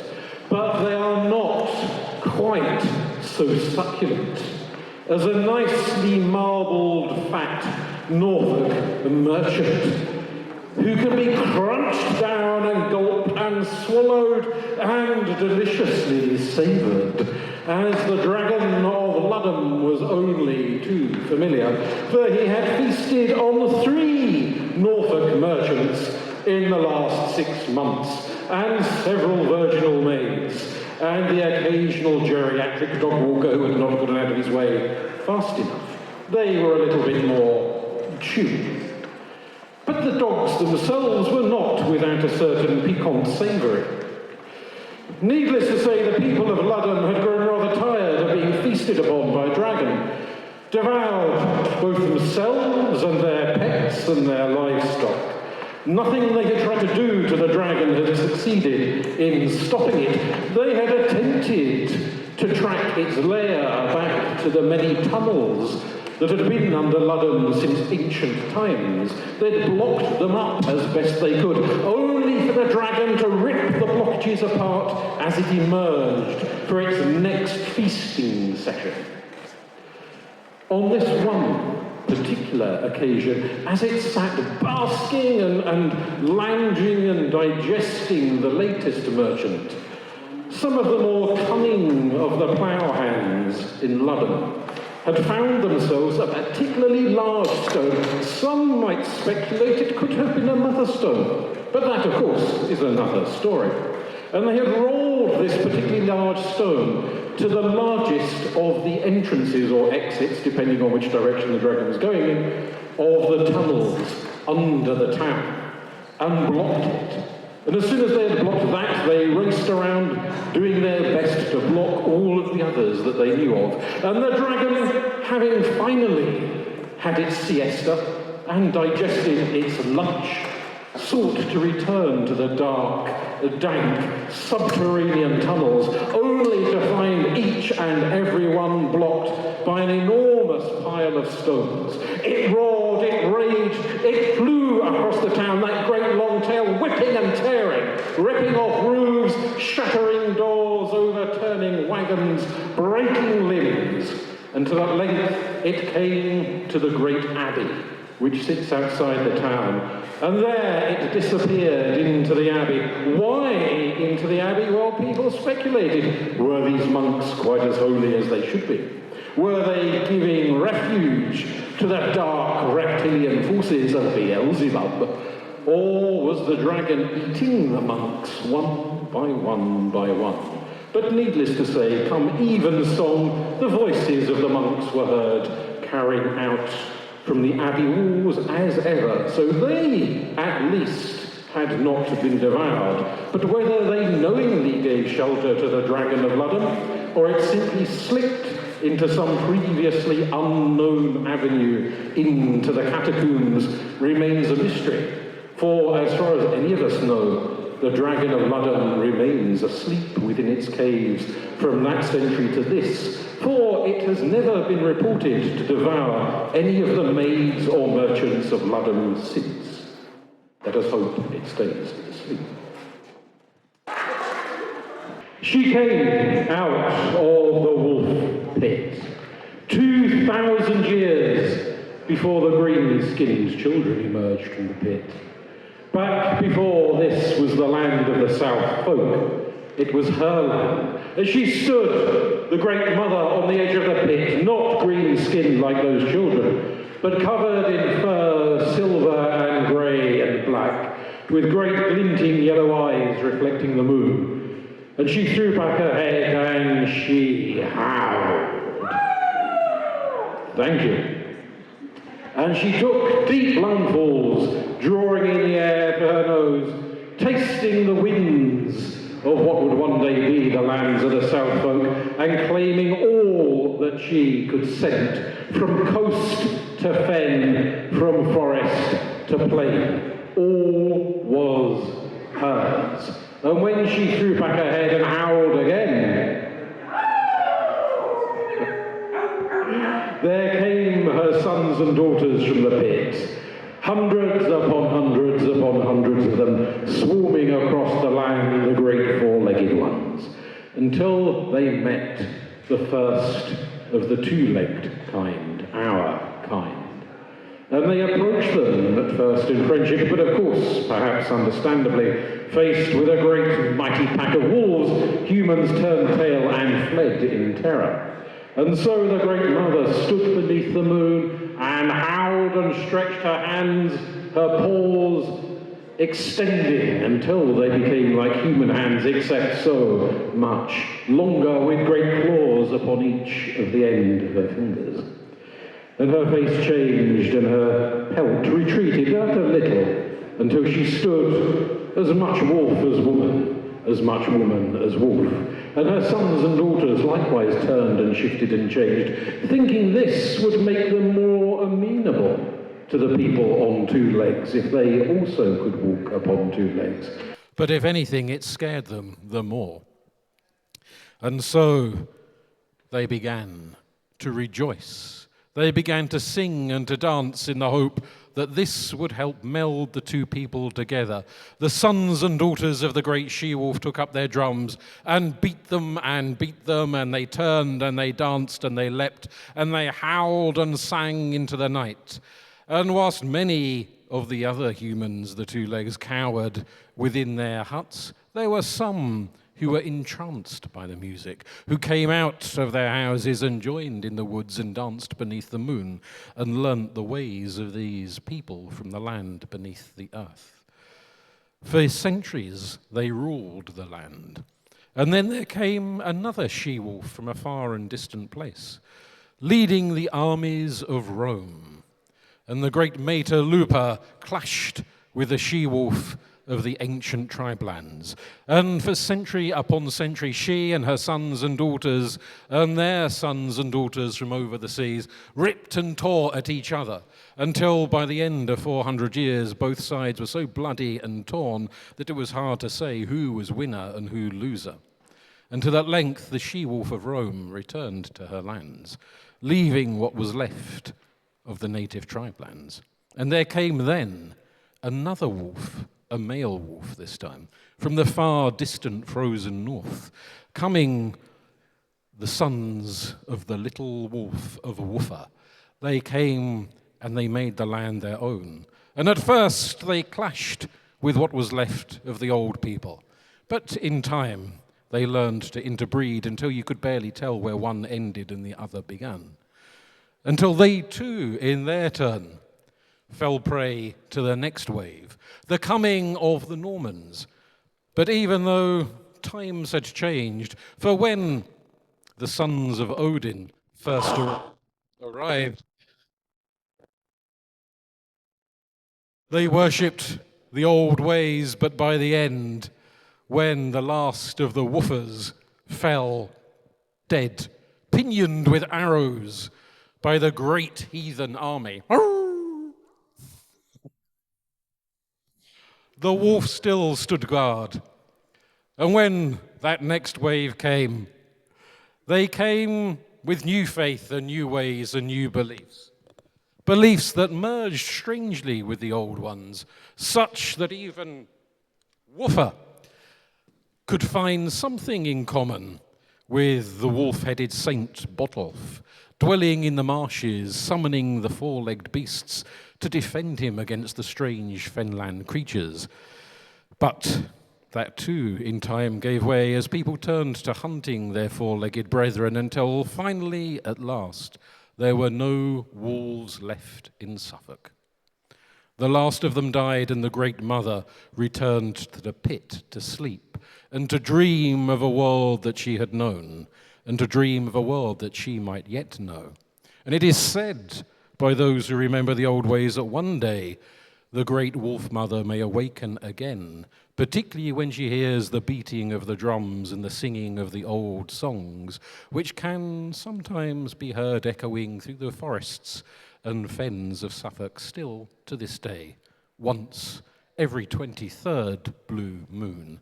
And when she awakens, well, who knows what will become of us then? Thank you.